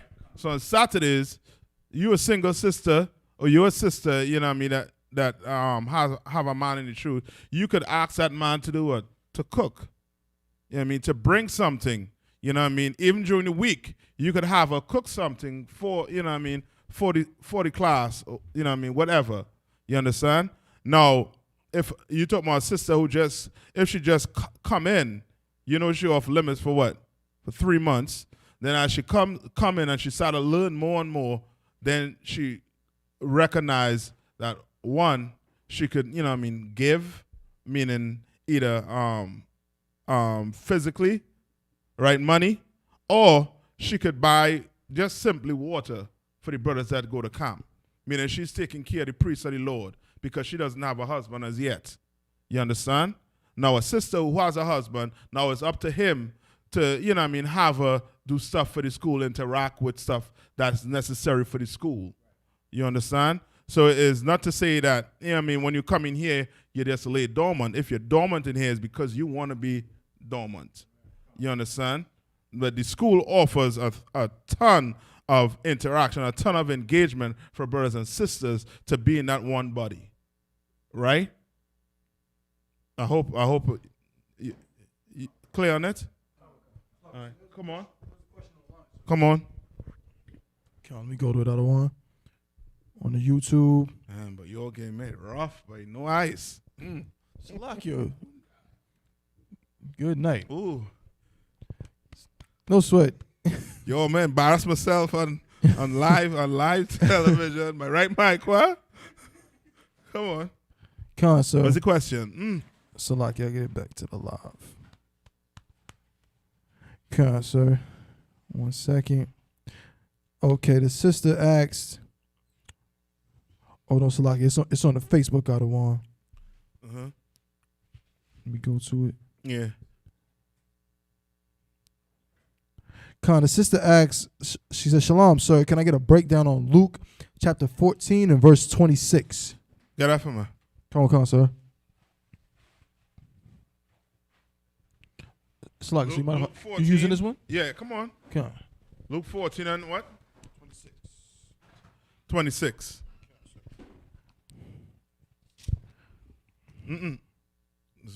Let's take it and put it in. You could take it and put it in. Please. Yeah. The book of Luke, chapter 14 and verse 26. If any man come to me and hate not his father Oh, my word. and mother No, I'm good. and wife Uh-huh. and children Uh-huh. and brethren Uh-huh. and sisters, yea, and his own life also. Okay, now, before I carry on, right? The sister who asked the question, tell me what you think it means first.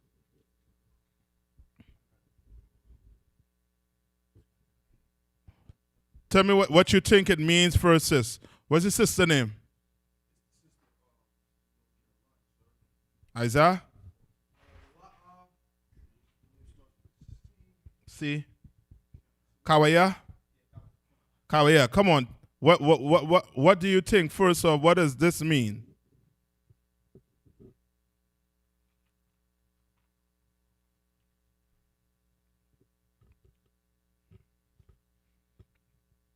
I'll get one more. 30 more seconds.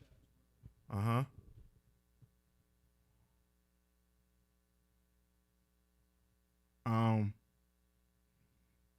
Brothers and sisters in here on the YouTube.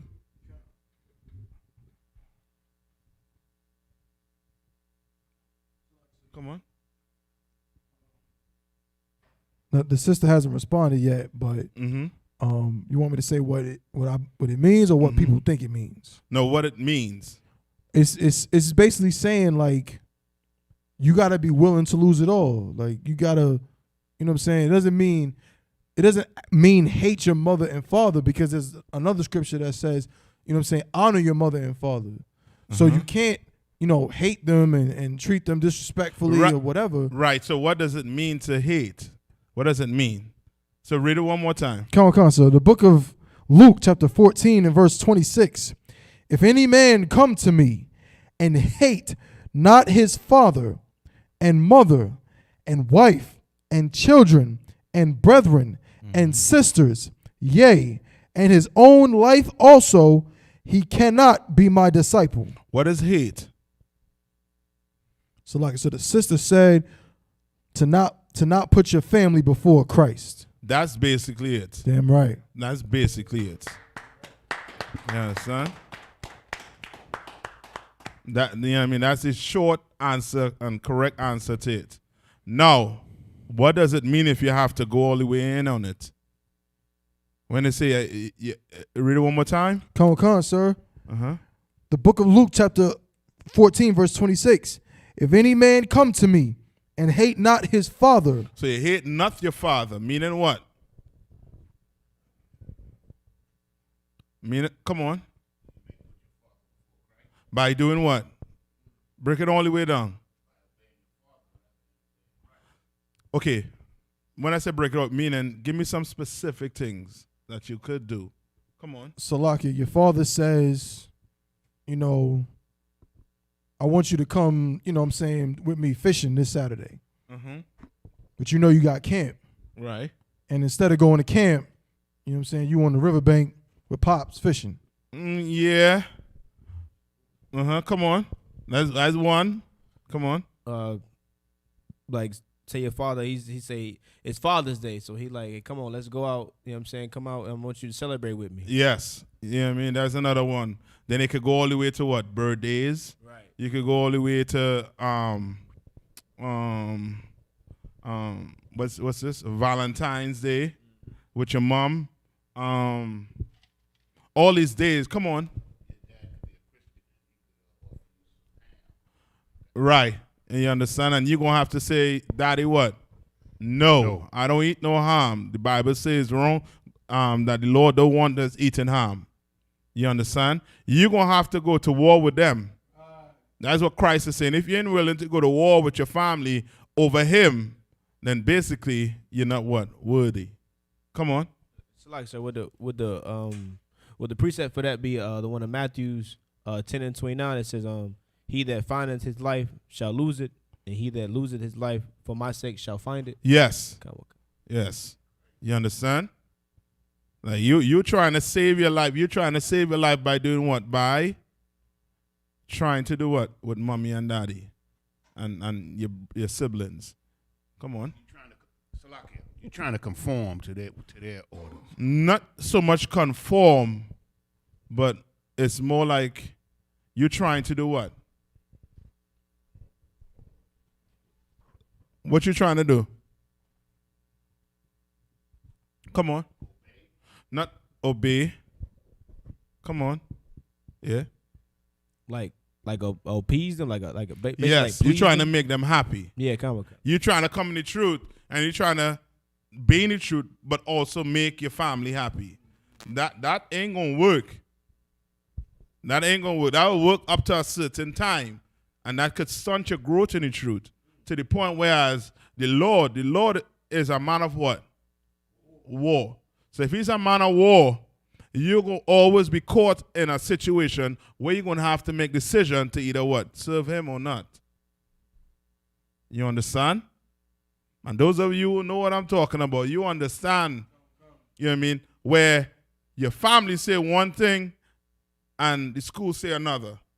And you like, you're torn in between two to the point whereas you're coming to some high holidays, then you're going to some celebration they have.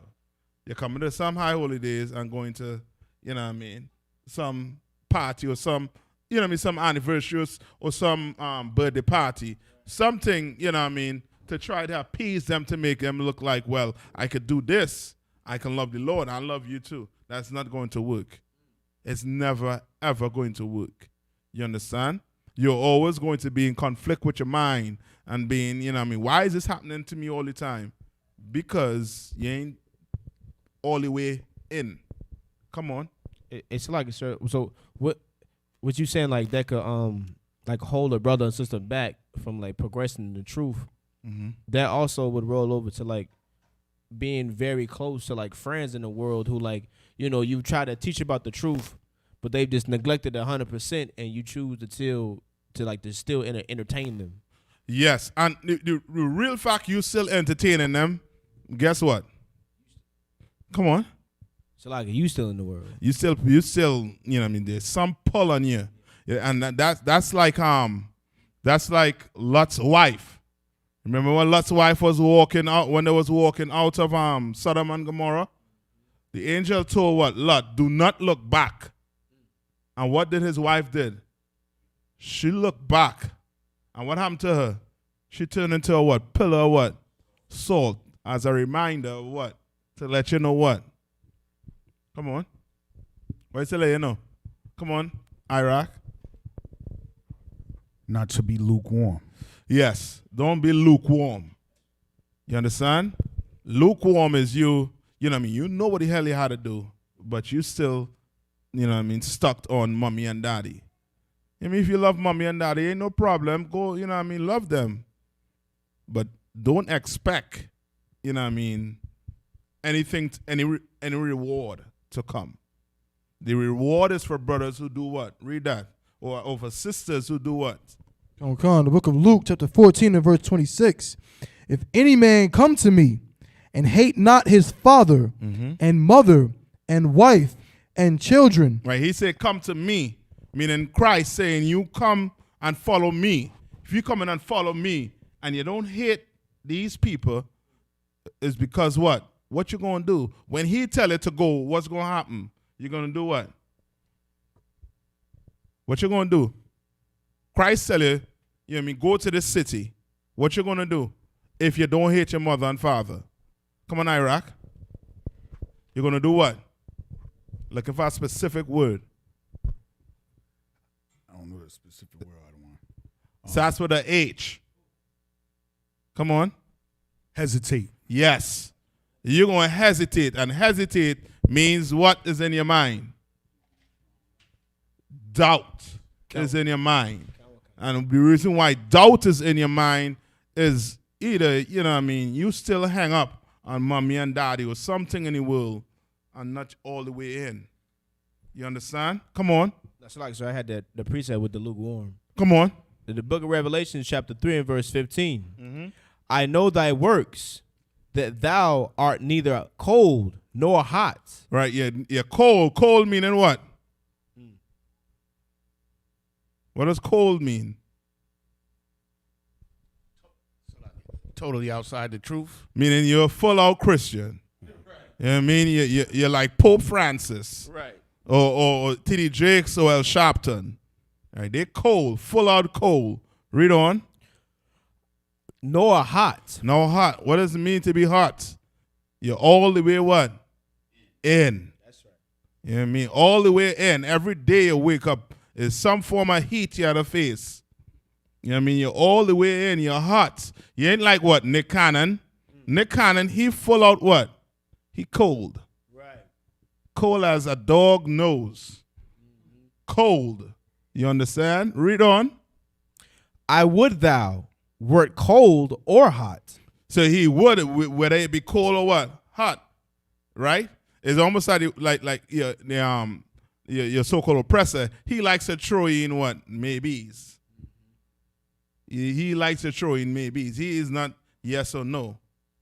You know what I mean? Yes or no kills the argument. But when you start throwing in one, well, maybe this could happen. Maybe this could go down this road. No, the argument ain't, you know what I mean? You lose thoughts or, you know what I mean, out of the argument. But he rather you be what? Cold or what? Hot.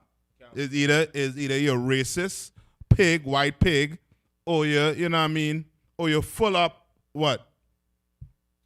Or you're full up what? In the closet. You understand? Yeah, he want you, I mean, he want it, you know what I mean, out there. Come on. So we got 2 more questions online, sir. Okay, let's finish this. Is on topic? Okay. Yeah, let me finish this for Sunday, okay. Verse 16. So then, because thou art lukewarm, and neither cold nor hot. So lukewarm meaning what? Lukewarm meaning you know the truth. You know the truth. You know exactly what happened. So this is where who falls in? Come on. Satan. Not Satan. I'm talking about a person. Who falls in? Yes. You understand? Or I would say what? Your Nick Cannon again. Who want to say what? The Jews are what? Black. And then when the heat get on him, he do what? He run. The Jewish man who becomes his brother. Yeah, he runs. You know what I mean? And it's not so much he recants it, but as much so he the way he apologized. Is, you know what I mean? It's nigh on being on your knees. You know what I mean? You know what I mean? I want the world to know, you know what I mean? But, you know what I mean? I ain't gonna say it. I mean, where it looks like. You know, come on. The rabbi that he took the picture with, he said, I saw a post from him today. He's saying that he's taking Nick Cannon, and he's going to school him on Jewish history. You understand? He ain't going to one class. He going to several. You understand? Like, he full out, like, it's almost to the point whereas, like, no, you had to be a real fool to follow after, you know what I mean, Nick Cannon. Lord be with you if you want to follow after Nick Cannon. I mean, go fight, you know what I mean, power to you. You know what I mean, if you want to go follow Nick Cannon. But there ain't no white man going to teach me about being a Jew. That's right. Ain't no white man can teach me about being a Jew. And here, they're saying they're what? They're Jewish.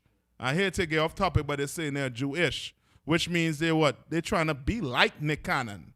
But Nick Cannon trying to be like who? The Jewish man. Right. Which is, you know what I mean, stupid. Right? Any more? That's it? Come on. The brother asks, what was the one you just read? Luke? Can Khan, Trooper Kodum asks, says, Salak, sir, if I may, would a precept to the scripture be Matthew chapter 19 and verse 27? Read that for me. Khan. That's what you just... That's bring Khan. hitter. Come Come on. on. Come on. Good. Give me the mic. The book of Matthew, chapter 19, verse 27. Uh-huh. Then answered Peter and said unto him, Behold, we have forsaken all and followed thee. What shall we have therefore? Okay, this is okay. Uh-huh. Okay, go ahead. Verse 28. But 27 is actually giving you the reward. It tells you the reward, right? Read. Verse 28. And Yahushua said unto them, Verily I say unto you, that ye which have followed me in the regeneration, when the Son of Man shall sit in the throne of his glory, ye also shall sit upon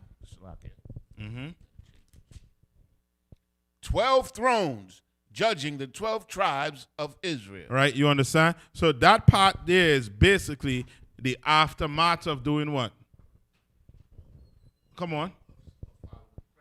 Of hating your mother, Right. your father, your sister, your brother, everybody in the world. You understand?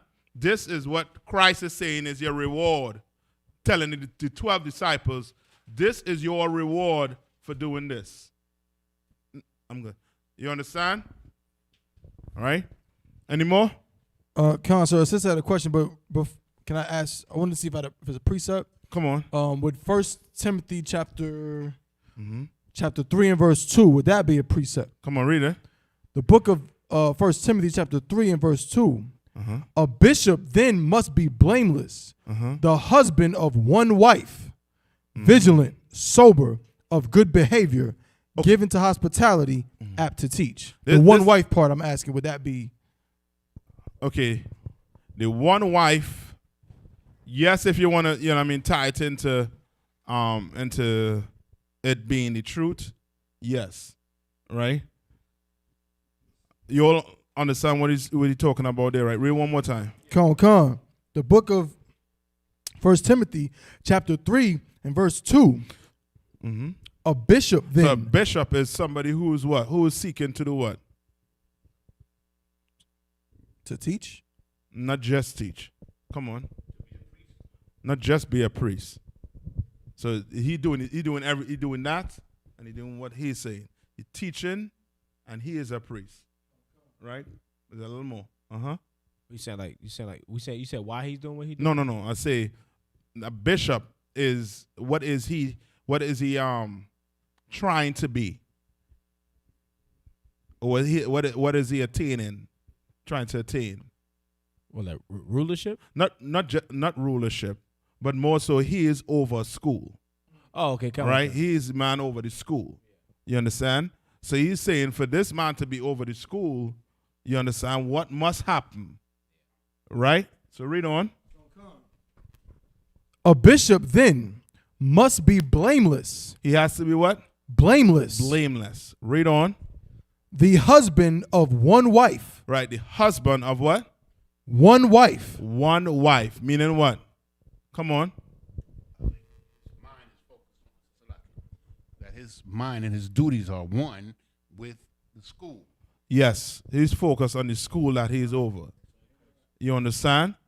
So now to bring it back to say if there's a precept, you're going to have to really, explain it or tie it in. Because it's speaking specifically for a brother who trying to do what? To become, a brother over a school. You understand? So, when it speak about you hating your mother and father, that's you coming into the truth. You know what I mean? That's you, being one West. You understand? Like some of us want to say we one West, but we still have love for people in the world.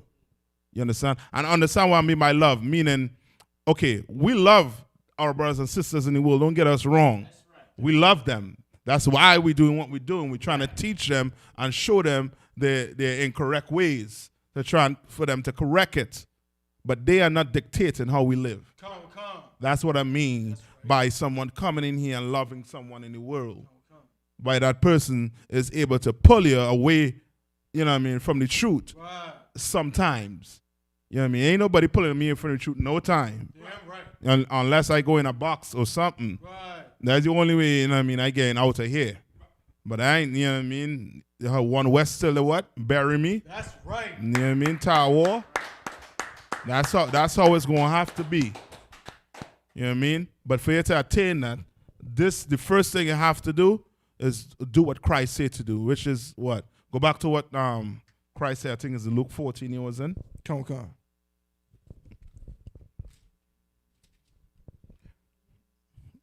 The book of Luke, chapter 14 and verse 26.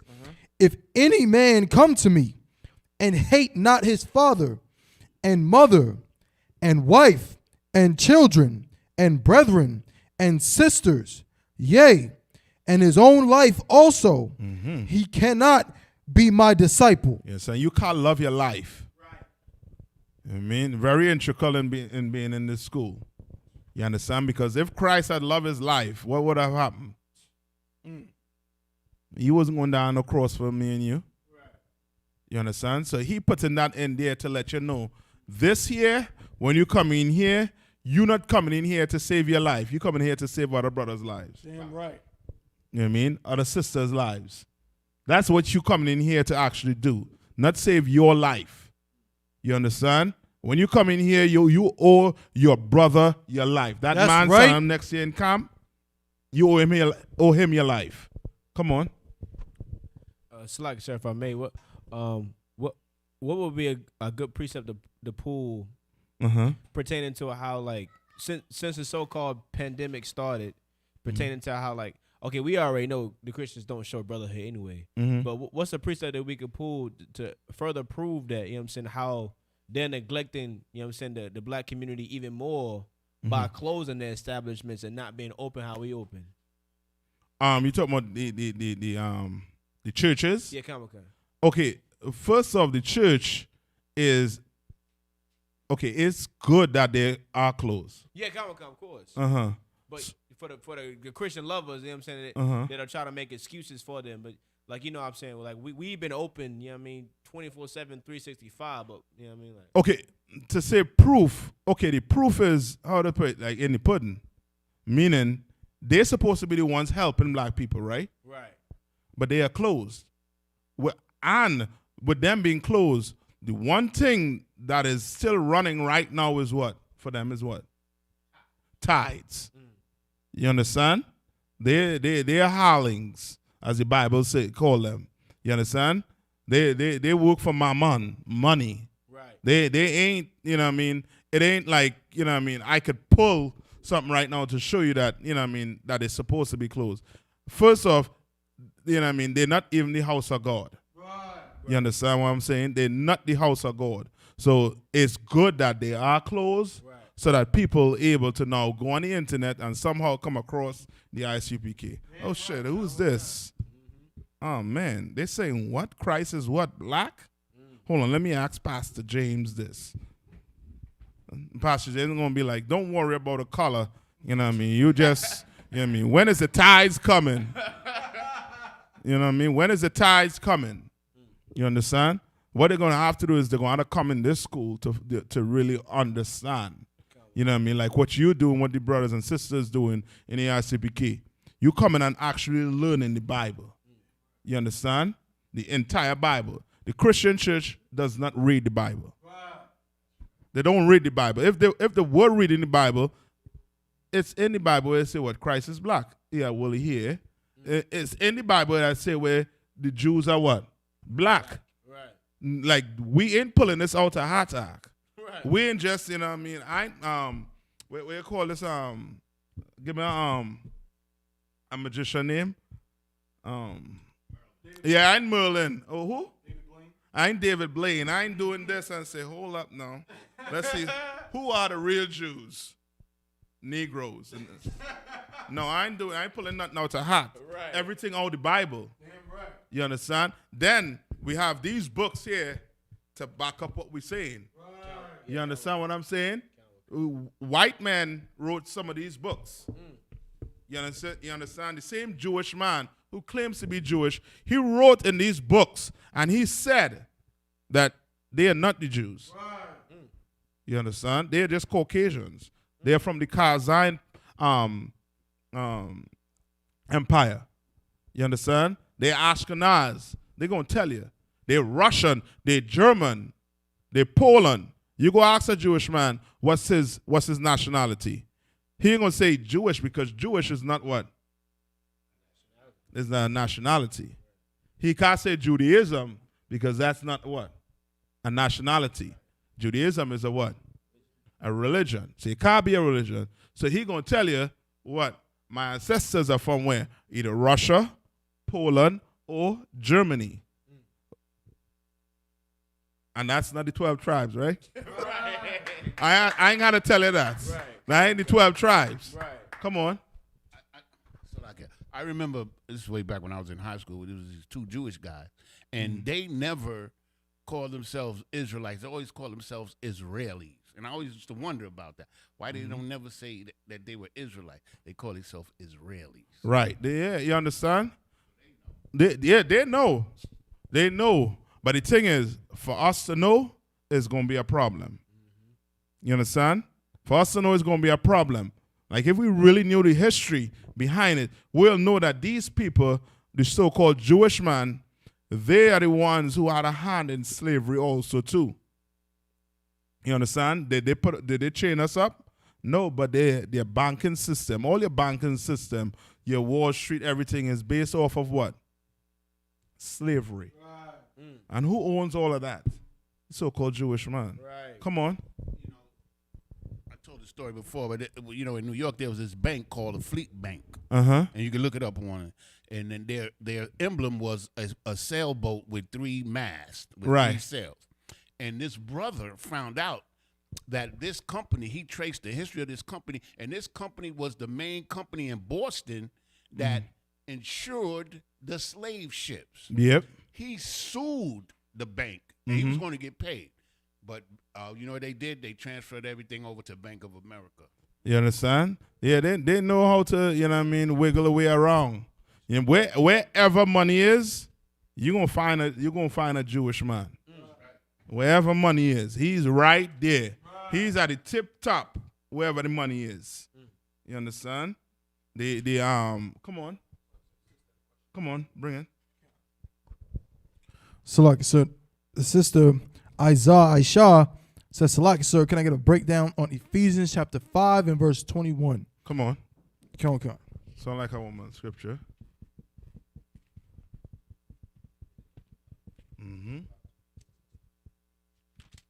Michael, what's the time?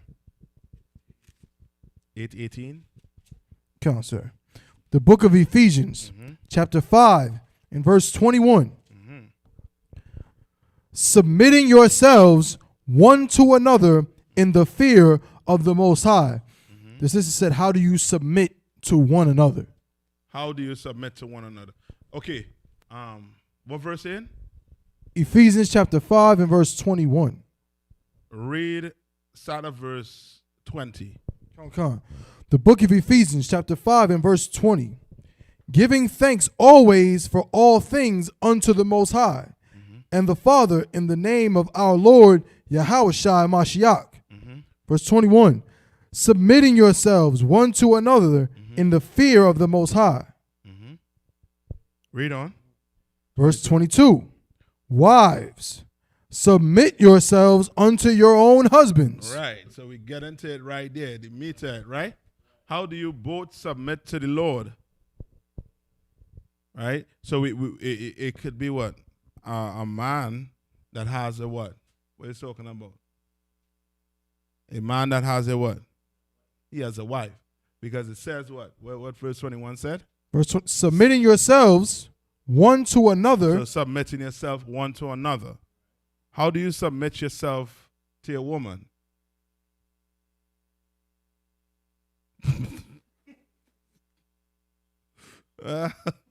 Come on, Akim. Does it say submit yourself one to another, right? Come on.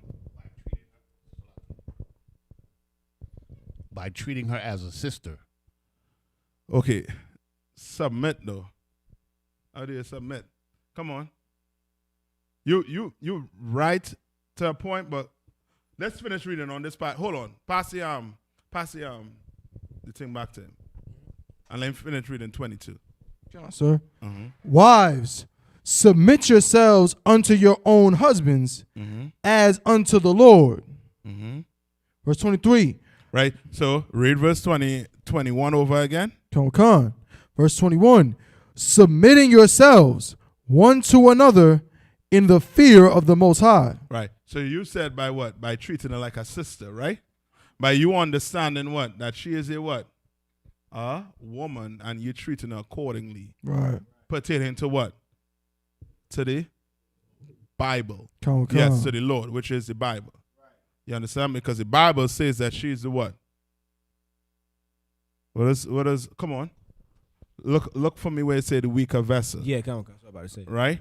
I think that's in either 2 Peter's or 1 Peter's, somewhere around there. All right? So it's saying that we have to what? That to submit yourself one to another in what? Submitting yourselves one to another in the fear of the Most High. Right. In the fear of the Most High. Meaning what? You submitting yourself one to another in the fear of what? What the Lord said. Right. Meaning the commandments of the Lord. You understand? Now, in other words, you're not going to do what? So when your woman say, baby, we need to have sex today, what you supposed to do? Come on. That's it. You understand? You understand? Unless there's some medical reason or some other reason why you cannot do it. You understand? But it doesn't mean that, no, this is not saying that we're 50-50. Right. You understand? It doesn't mean, no, I'm doing what you say to do, and you're going to do what I say to do. You understand what I'm saying? The submit is in the fear of the Lord. Right. So now knowing that in the fear of the Lord, now a sister knows if a husband tells her to do something within the law, she ain't breaking the law, meaning she ain't breaking the Most High laws to do it. She should do what? She should do it. Right. This is not saying that a man should what? Should obey his what? His woman. Right? Not saying that they can't have a discussion on whatsoever is going on in the house or whatsoever, bills had to be paid. And she said, honey, I think we should pay the light bill before the water bill because they do such and such on different dates. Now, it's up to him to say, you know what, Khan, all right, we'll pay the light bill now, or we're going to pay the water bill later, whatever. It's up to him to decide that. All right, come on, Iraq. Khan or Khan. It's like y'all want. In the world, it was said that an ideal age for a man, for a woman, for a man, would be half his age plus 7. That was something that was stated, I think, Nisha Islam or something like that. What I want to know is if there is a brother in the school, let's say 60, 58, 55, and he wants to rib, but he wants to have children. Is it frowned upon for a brother that's perceived as an older to be with a sister who's in an age where she can produce children, and that's what I want to know. Like, is it frowned upon? Is it accepted? Is it something that's not desired? Okay, or does a brother have to have someone that's his age? 60-year-old got to be with a 60-year-old and they can't have children, and then that's No, with that question, I will ask you in the Bible where it is. Like, where's a situation where their age was a number or age was a problem? There's nowhere in the Bible that age was a problem. You understand? So in here is the same thing too. We live what's in this Bible. That's right. You understand what I'm saying? So age is not an issue when it comes to a marriage. What is the issue when it comes to a marriage? Whether you all could do what? Live with each other for what? A lifetime. You focus on that. You know what I mean? Now, if you need counseling, that's why we have what? We have these rules. You understand? There's 6 months a year rule so that you will know if, you are compatible. To help with the age, King David had what? a young bruh on his dying bed, and she was just there to do what? Give him heat. Yeah, who knows? You might be, 80 just want some heat. Who knows? You understand? I'm going to stop you. No, brother. I ain't stopping you. You go ahead. You got that game. You got that swag. You go ahead, brother. I try and be like you. You understand? I ain't stopping you at all. Yeah, so age, you know what I mean? And here age ain't, like a qualification for marriage. You understand what I'm saying? And when I say qualification, meaning I'm not talking about a minor. Understand what I'm saying? I talking about a woman of marriageable age and a brother of marriageable age. You understand? Come on. And so, like I said, wouldn't that be up to her father anyway, to the, to know whether or not his child, or his daughter is even ready to, to court yes. brothers. He would let that be known, Like, yes. You understand? He will let it be known, man. Like in here, we do not practice rape, nor promote rape. That's right. I mean, you bastards stay out of here. That's right. I mean, you all go join GMS. Go join, go join the Christian church. Right. Go be a Catholic priest. That's right. You know you're going to get a ton of money to defend you doing that crap. You know what I mean? In here, brother, just know we're not Christians. All right? So, 1 minute, right? Read over one more time just to make sure we're clear on it. Book of Ephesians, chapter 5 and verse 21. Mm-hmm. Submitting yourselves one to another in the fear of the Most High. Mm-hmm. Verse 22. So now, in other words, no, you're not going to tell your rib to go what? Hey, go drop this dime bag down for Tyrone. Right. You ain't doing that crap. You're not putting her life in danger. Right. You understand what I'm saying? You are dealing with this woman, what? With the fear of the Lord. Right. As if the Lord behind you. Right. Oh, snap. Oh, baby. Come on. Do this, that, the other. You understand? Come on. So with another way you can say you submitting to her is in the fact that, you can't put her away. Like no matter what, you know what I'm saying? As long as she not, she not committing adultery, right? She can be yelling at you and you going through the motions, y'all arguing everything, but you gotta stick with her. You're in submission to the fact that she's your woman for the rest of your life. That's it. You understand? Unless she commits what? Fornication. All right? Which is, adultery is just one form of fornication. Come on. So like it's her entanglement. Yes, entanglement. Thank you. All right?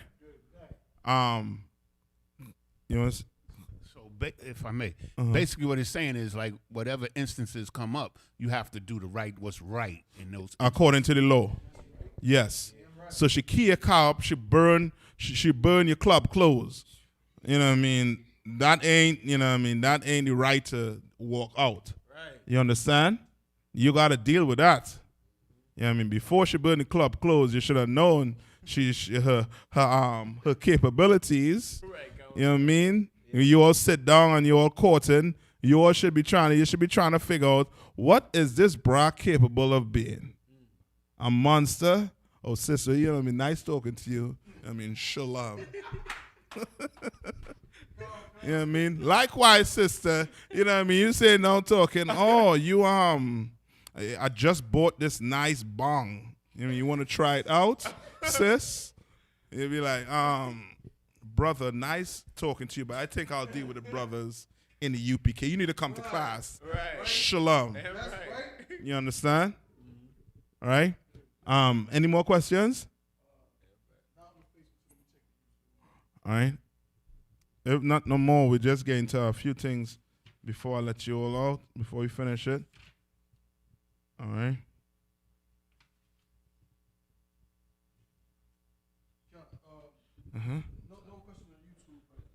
The Trooper Quadam did have a statement from before when we were talking about basically, not loving, your mother, father, such and such. Go ahead.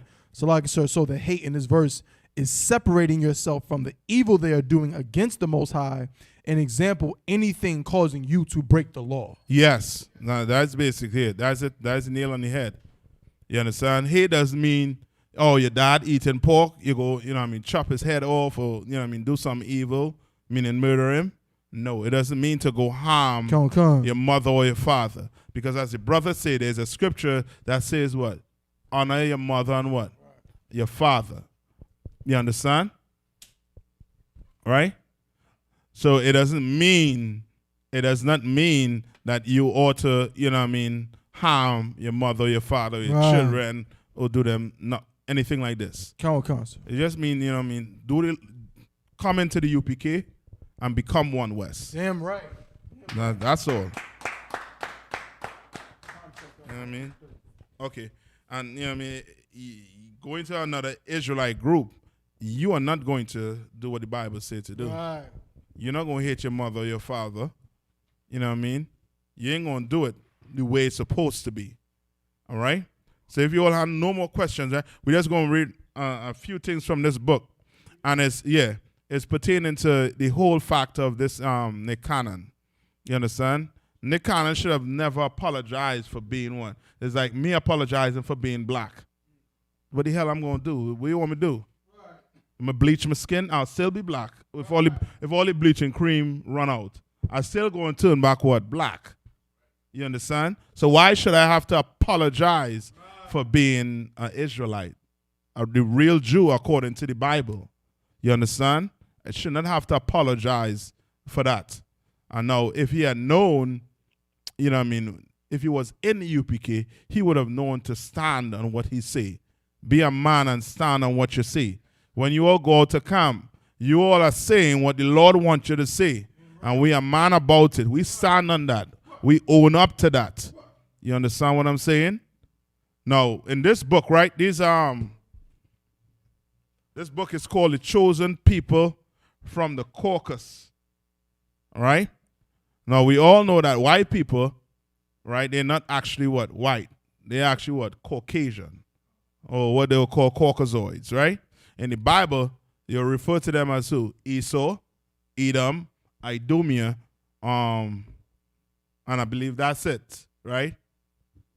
Now, this man called Michael Bradley, he say a few things here, right? In this book that we're just going to read, right? And you're going to look him up.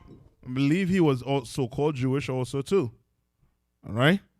So read what page you're on is just the introduction we're going to get into. Come. And then maybe later on, maybe next week, we might get into a little more. Come. All right? This is the introduction of Chosen People from the Caucasus by Michael Bradley. Mm-hmm. In the Iceman Inheritance, I offered evidence from recent geological research. So that's basically Caucasian, a white man. All right, read on. Physical anthropology and history that Caucasians are the most aggressive major genetic group of humanity. You understand? Like you are Caucasian. You should know that you're the most what aggressive. Come on.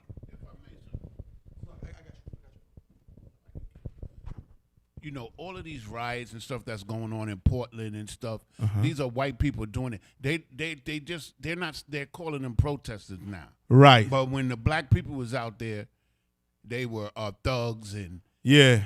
Now they're just anarchists. Yeah. I saw that even in Raleigh and Durham. You understand? You saw they had it where there was arresting these protesters for spraying what do I call it? Yeah, the spray in the courthouse with spray paint. You understand? And now it's almost to a point where, they're being treated as civil. You know what I mean? Civil. Way more civil than they'll treat the black people. Right. Ain't nobody getting a knee on the back, nothing. You understand? Come on, Animals and savages. That's what So what's that? Animals and savages. In that interview. Who, Nick Cannon? You understand? Like he called them animal and what? Savages. Was he wrong? He wasn't wrong. This man said it in his book, but just he using the English word in a what? In a real nice way. So read it one more time. Come. In the Iceman Inheritance, I offered evidence from recent geological research, physical anthropology. Right, so physical anthropology. You know what anthropology is, right? Study of what? Of human behavior or man, right? Come on. Come. And history that Caucasians are the most aggressive major genetic group of humanity. You understand? The Lord say he is blessed with the what? Sword. With the sword. You understand? Which lets you know this man right here, he about what? Killing. That's right. Just for the sports. He's thirsty. What about the cops in Wilmington? What did they say? They can't wait to what? To get this race war on the way. Right. Yeah, so they could kill. It's almost like you just want, you know what I mean, like you going duck hunting and you just see a bunch of ducks and you have a buckshot and you just, you know what I mean, with bird shots and you just bust it and whatever, you know what I mean, you ain't aiming it. You just pointing it in the direction and squeezing. As easy as that. That's what he wants. Come on.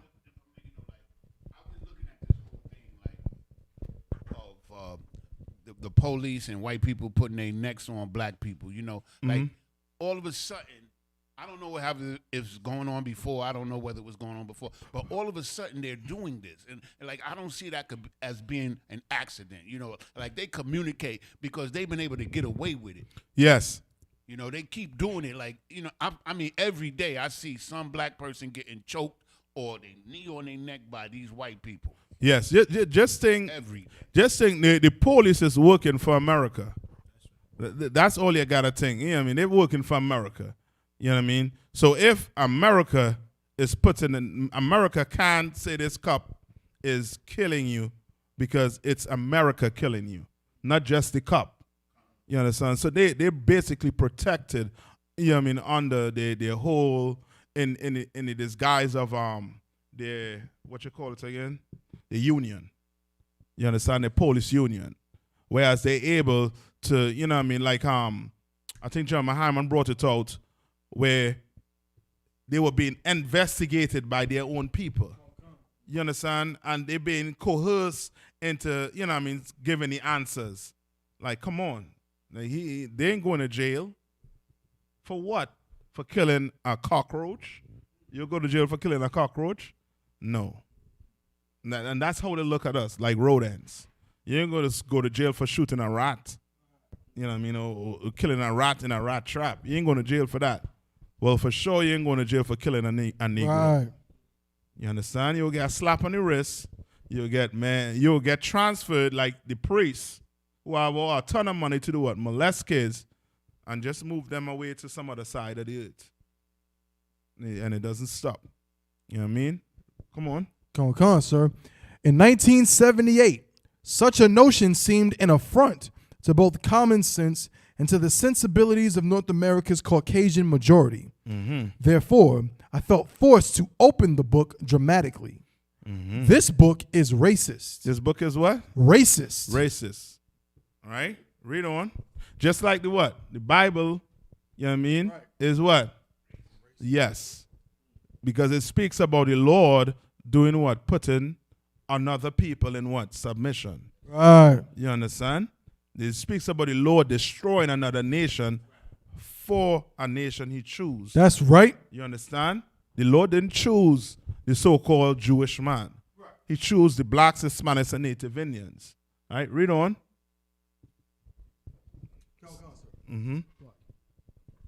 For among other things, I will attempt to show that racism itself is a predisposition of but one race of mankind. You understand? Meaning what? That now you destroy the whole earth. Now you claiming that what? Me loving another brother is what? Racist. You understand? Now racism come into play. But when you had men in chains, racism wasn't in play. It wasn't. We couldn't pull the racist card. We pull the racist card, we fit in to get what? Lynch. You understand? We went where we went this Saturday to Starkville. Right. They own what? Over what? 30,000 acres of land. Right. Over what? 1,000 slaves. And you saw the houses they were living in. You understand? Like, that wasn't racism. That wasn't racist. What you did to that group of people. Come on. Salaki, if I may, sir, if you ask certain historians and certain, you know what I'm saying, oppressors today, they'll say, well, unfortunately, that's just how things were back then. Yes. Yes. And what's the other thing they love to say? I didn't do you that. Right. Yes, it was my ancestors. What are they telling you? Get over it, nigga. Get over it. It's in the past. Come on. Like I remember when Saul was ordered to kill Amalek.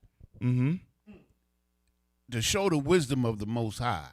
Mm-hmm. These are the same people. If Saul would have killed them like he was told, they wouldn't be here to take our identity. Okay, I'm going to help you. I'm going to help you with it, right? That there is no. When I say no, meaning this. That was just a city of them. That wasn't all of them. That was a specific city the Lord sent him to kill. Okay. Not all of them. Most You high understand? Most high So they would still be allowed to do whatever they want to do. But just think this. They're going to pay for it. Most high You understand? They're going to pay for it. You understand? Saul was just given that order to carry out to make sure everything in that city dies. Animal, children, woman, man, everything was supposed to die in that city. Not on the earth. And the reason why you taught that is really because when you look at shows back then also too, like the shows like Noah's Ark, you don't see black people. You see some Caucasian man pretending to be one of us. You understand? Then you go to what you call it again? To Ten Commandments, Charlton Heston. Again, white people. Even when you go to the story of Egypt, there's more what? White people. We not included. So it's almost like back then we weren't, we just was not around. You understand? You would think. You understand what I'm saying? But you were around. Damn right. You are around, live and well, just being oppressed. Right. You understand? Read on. Come on, sir. For amongst other things, I will attempt to show that racism itself is a predisposition of but one race of mankind, the white race. You understand? Like they're the racists. Like you understand? You want to know why Nick Cannon had to retract his statement? Because the Jewish man, they are racist. They have the power to do what? To make you go what? Poor. Right. You understand? Or so they think. You understand? He gave them that mental that, I need this wealth. I need this money. You know what I mean? To live this type of lifestyle. You understand? They able to do what? Viacom able to say what? You ask. CBS able to say what? You ask. Like that is true racism. Right. You understand? We cannot be racist because we don't have the power to say, you know what, Mr. Oppressor, you are being kicked off the police force because you murdering black people. That's right. We don't have that power. We don't have the power to say, yo, Jewish man, you stole our identity. Here what? Nah, you fired. We don't have that. So how we could be racist? Right. You understand? Read on. Come on, sir. I believe that I can show that take your time. That our converging contemporary crisis, like racism itself, have their origins in the prehistory of the white race alone. You understand? Like they went about conquering the earth by doing what? By saying to themselves, I am a superior race. These other people, especially these niggas, they are not, and they're going to work for me. Come on. It's a lot, if I may, but that's in the definition of like that they created for racism, like to believe that your people are superior to everyone else. Okay, it's not just they didn't just have a belief. You understand that, right? Like just having a belief is one thing, but it's another thing when you build ships, put Negroes in chain, brought them across here, and forced them to do your work. That is no longer a belief. You understand? Now you're putting stuff into what? Action. You know what I mean? Like that ain't just, I shouldn't say a belief, but that ain't just a thought. All right? Come on. They've convinced themselves throughout history because of their victories over the other nations. They've convinced themselves, and they are thoroughly convinced that they are superior than the darker races. Yes, they are. That's how they see themselves. You understand? That's how they are right now. The only reason why they're superior to us is because of what?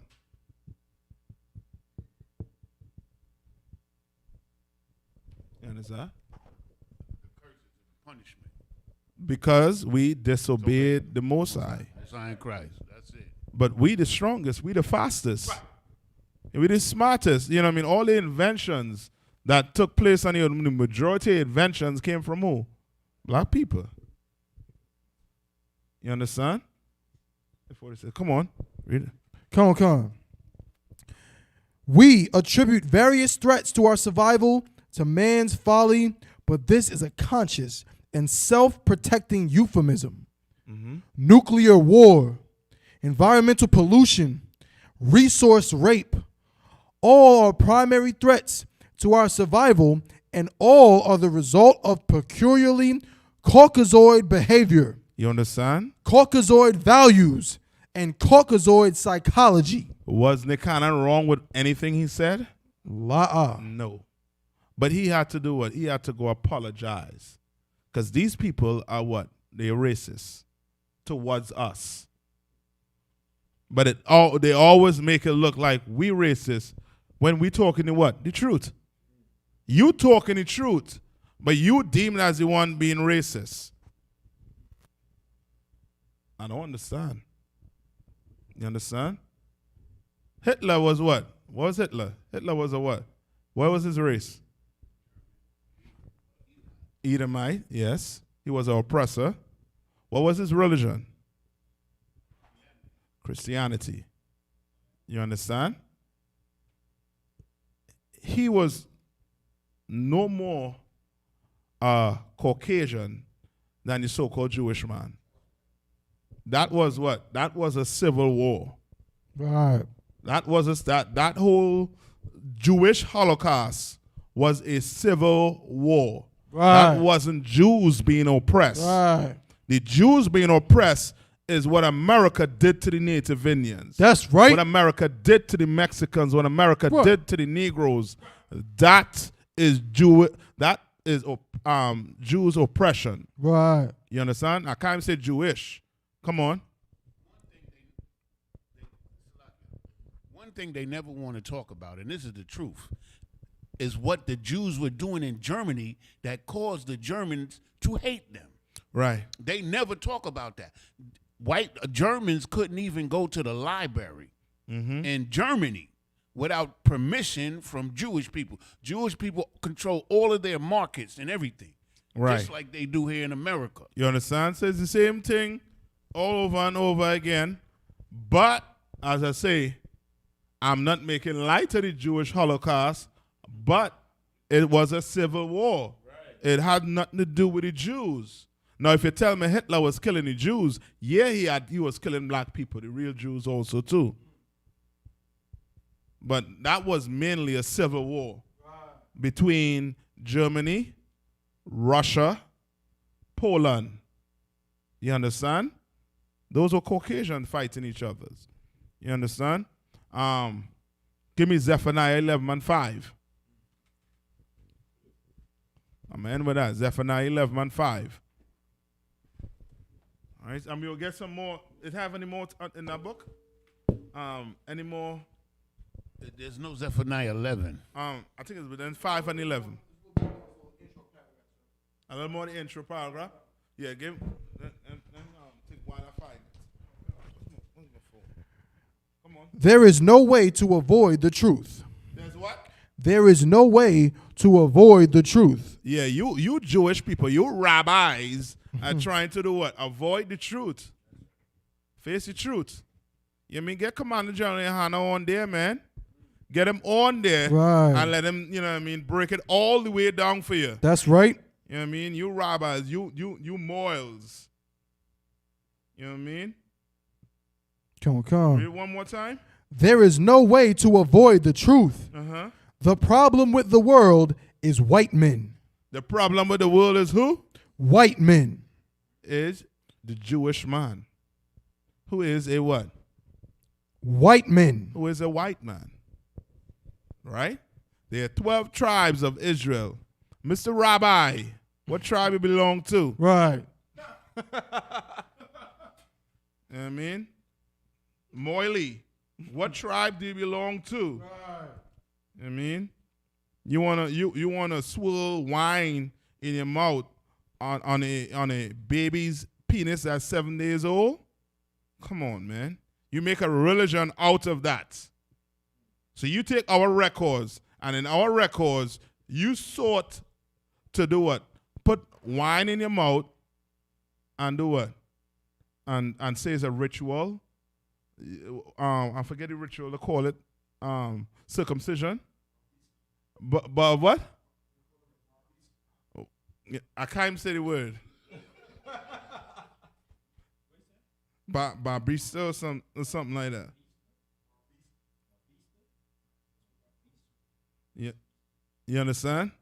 We'll call it circumcision, but we'll get, that's child molestation. That's right. You understand? Go. We'll talk the truth. You know what I mean? Nick and they want to go all the way there. We will go all the way there. That is child molestation. Because there's records of babies dying from herpes because your mouth full of it. It's That's disgusting. Right. Damn right. Yuck. Slug, so we got a little bit more in here. There's one paragraph left. Come on. It says, if this insight has generally escaped us, it is only because we have dictated much history, written most of it, and have judged it in terms of our own self-image. So what are they saying there? Come on. Meaning what? Mm-hmm. Very good. That's it. You understand? Now the history is told by the who? By the conquerors or the victors. History is not told by the people who were what? Who were conquered. You understand? So now we don't learn about our conquering. We learn about our conquerors conquering and how they viewed it. They viewed it, right now they viewed what? If the schools were open, they would be teaching the kids that what? That slavery was what? A migration.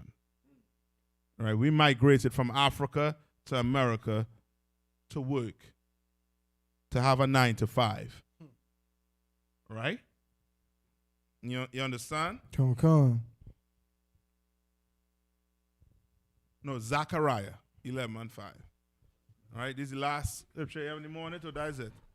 That's it? One more sentence, sir. But we have never looked at ourselves in an objective biological mirror. Never. You understand? Your rabbi ain't going to do that. They're going to tell you a whole, ton of garbage. Telling me he going to learn a whole lot. Even Deshaun Jackson. You understand? What's your problem with these brothers? We're going to get it. After that, give me Mark 10. You're going to get that? Go ahead. With Zechariah 11:5. The book of Zechariah, chapter 11, verse 5. Mm-hmm. Whose possessors slay them. Who possesses what? Slay them. Slay them, meaning kill them. Read on. And hold themselves not guilty. And hold themselves not guilty. You understand? Read on. And they that sell them say, blessed be the Lord. Blessed be the Lord. You understand? That's America for you right there. You understand? Deshaun Jackson, Nick Cannon. You understand? If you all understand, you know what I mean? If you all have some type of integrity, you all will know to stand on what your word is. That's right. You know what I mean? You're a man. You're not a child. And I know Esau likes to treat you like you're a child. And this is the reason why he treats you like a child.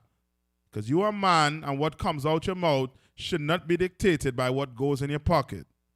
But unfortunately, America has taught us to be like that. You understand? All right. Any more on that? I think that's it on that right there, right? Salakia. Mm-hmm. For I am rich. For what? I am rich. Who's saying that I am rich? Your rabbis. Your rabbis and them saying, your Jewish people saying what? I am rich. Viacom is saying what? I'm rich. Nigga, you poor. You want to be rich like me, then watch what's coming out your mouth. You want to get this chump change? Watch what's coming out your mouth, Negro. Go get some schooling from Rabbi Filkenstein. You know what I mean? You're not circumcised, go get circumcised. I'm going to go all the way there, but you understand. That's how far they will push it. And brother, boy, oh boy. You know what I mean? The Sean Jackson and the Cannon. Boy, I feel sorry for you, but boy. Yeah. Come on, anymore? Khan. Uh-huh. And their own shepherds pity them not. And their what? Their own shepherds pity them not. Their own shepherds pity them not. Ain't nobody coming to them brothers' defense but Commander Jerry Yohana. That's right. You understand? But Commander Jerry Yohana and telling them brothers, yo, what you all saying is right. Stand on it. None of your black leaders saying that they're right. None. You ain't hearing a word from Creflo Dollar. You ain't hearing a word from T.D. Jakes. All of them reading the same Bible we're reading. But they ain't coming out and saying it. El Sharpton is saying nothing about it. You understand? With Farrakhan. You understand? They ain't saying nothing about it. Only Commander Jerry Yohana, the Isupk. Israelite School of Universal Practical Knowledge, man. Like we telling those brothers, they're right. Stand on it. That's right. You know what I mean? We got your brothers right here. Come on. It's so easy to tell the difference. Salakia. It's so easy to tell the difference in leadership. Like when we have controversy and stuff, we see more of Commanding General Yohana. He comes out with more. Yes. Which is opposite of what the other so-called Christian leaders do. We see less of them unless they're doing the bidding of the slave master. Yes. And that's why you're not hearing nothing from them. Because Deshaun Jackson and Nick Cannon are being made examples of for rich Negroes. You're rich, shut your mouth. You go bounce your basketball, say nothing about the Jews are being black. You want to be an activist about, you know what I mean, police taking a kneel or whatever, whatever. No, you just go play football. You go bounce your basketball, but do not ever try to bring these people together under a banner. Don't do it, or else you're gonna have to pay for it. You understand? That's why your Creflo Dollar and the T.D. Jakes ain't saying nothing, because this is all about the money. And if that money dries up, who's gonna pay for that mansion? Who's gonna pay for that Rolls Royce? Who's gonna pay for that nice jet? Who's gonna pay for that lifestyle that you so enjoy and became comfortable in? You understand? That's why the Lord had to say this. So find me where it's saying Matthew 10, where it speaks about the I have a needle. Yeah, let's go straight to it. Uh-huh.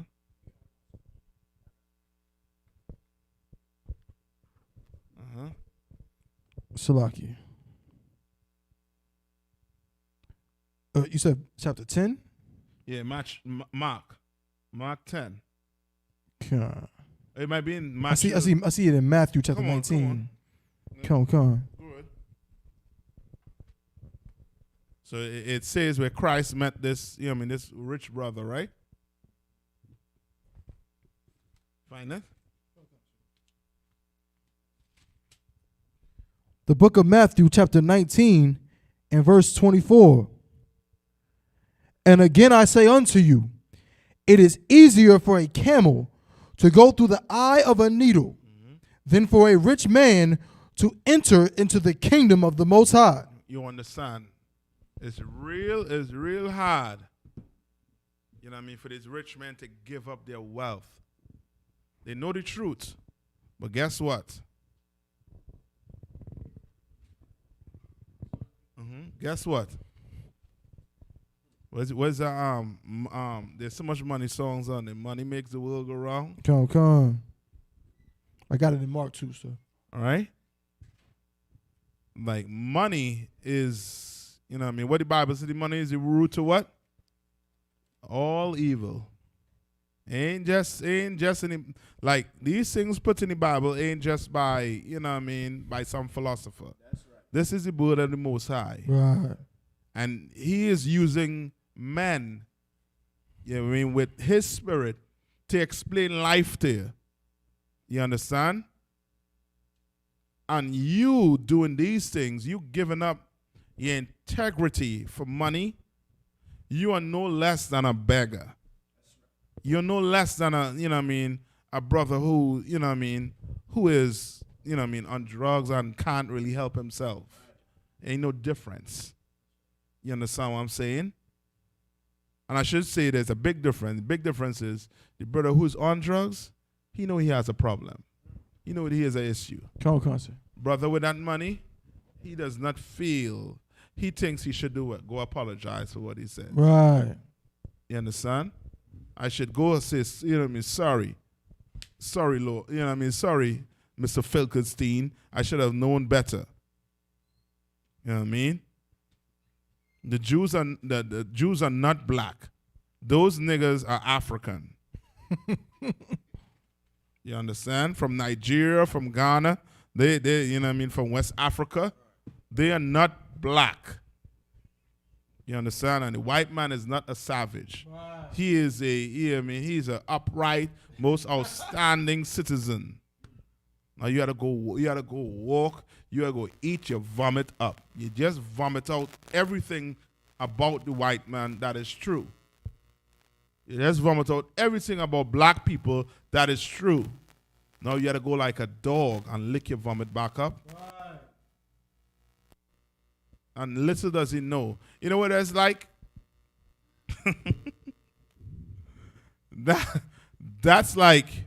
That's like you having a woman and she goes and horn you. And you went and blow this Negro rod. You did it. And then she's like, well, you better get the things out of this house. You better leave. And in your mind, you was like, you got nowhere to go. Baby, I'm sorry. Baby, I'm so sorry. I know you didn't mean it. I know you didn't do, you know what I mean? I know, you know what I mean? I made you angry. I'm sorry. Take me back.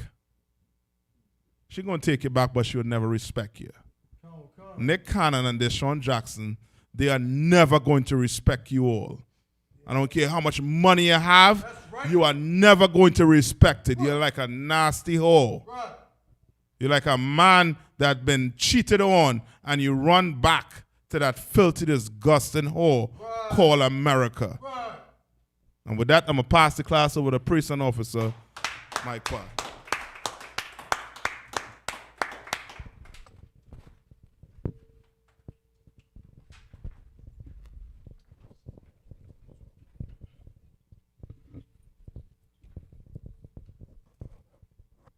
ISUPK security announcements. We are the ISUPK out of 1 West, 125th Street, Harlem, New York, under Commander Giuliano. New rules for a brother and sister. When a new brother or sister comes into the school, they're off limits for 6 months. They are to be saluted only. They're here to shed themselves of the world. After 6 months, if a brother or sister has an interest in a particular person, he or she must get permission from the head to speak to the brother or sister. There's another 6 months in which a brother or sister will court each other. After the 6 month period, the brother or sister will get permission from the head to marry. Tithes, which is a commandment. You can find this in Numbers 18 and 21 and Malachi 3, 8 through 10. It means 10th in the Hebrew and is pronounced Ma'asherah. 10% of every penny of any increase the Lord's give you, give to the treasury department or teacher. Priest fund, free will offering for priests, not mandatory. Whatsoever amount you would like. Upcoming holy convocations. Upcoming holy convocations is September the 17th. Memorial blowing of the trumpets, first day of the 7th month. This will take place on Thursday, September 17th. And you can find us in Leviticus 23, 24 through 25. We want to remind all Akim Akiwaktin to check on social media such as isupk.com, Facebook, Twitter, YouTube, and so on for ISUPK events and materials. And also, we want to encourage you to turn into the grill tonight with Commander Juniana and the generals. And don't forget to subscribe too. And subscribe also. I mean, hit that like button.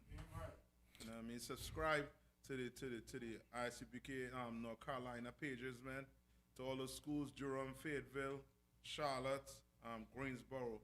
You know what I mean? Like and subscribe. And don't forget, of course, don't forget Commander Juniana, that black watch. You better like and subscribe that page, man. You know what I mean? He giving you everything you need.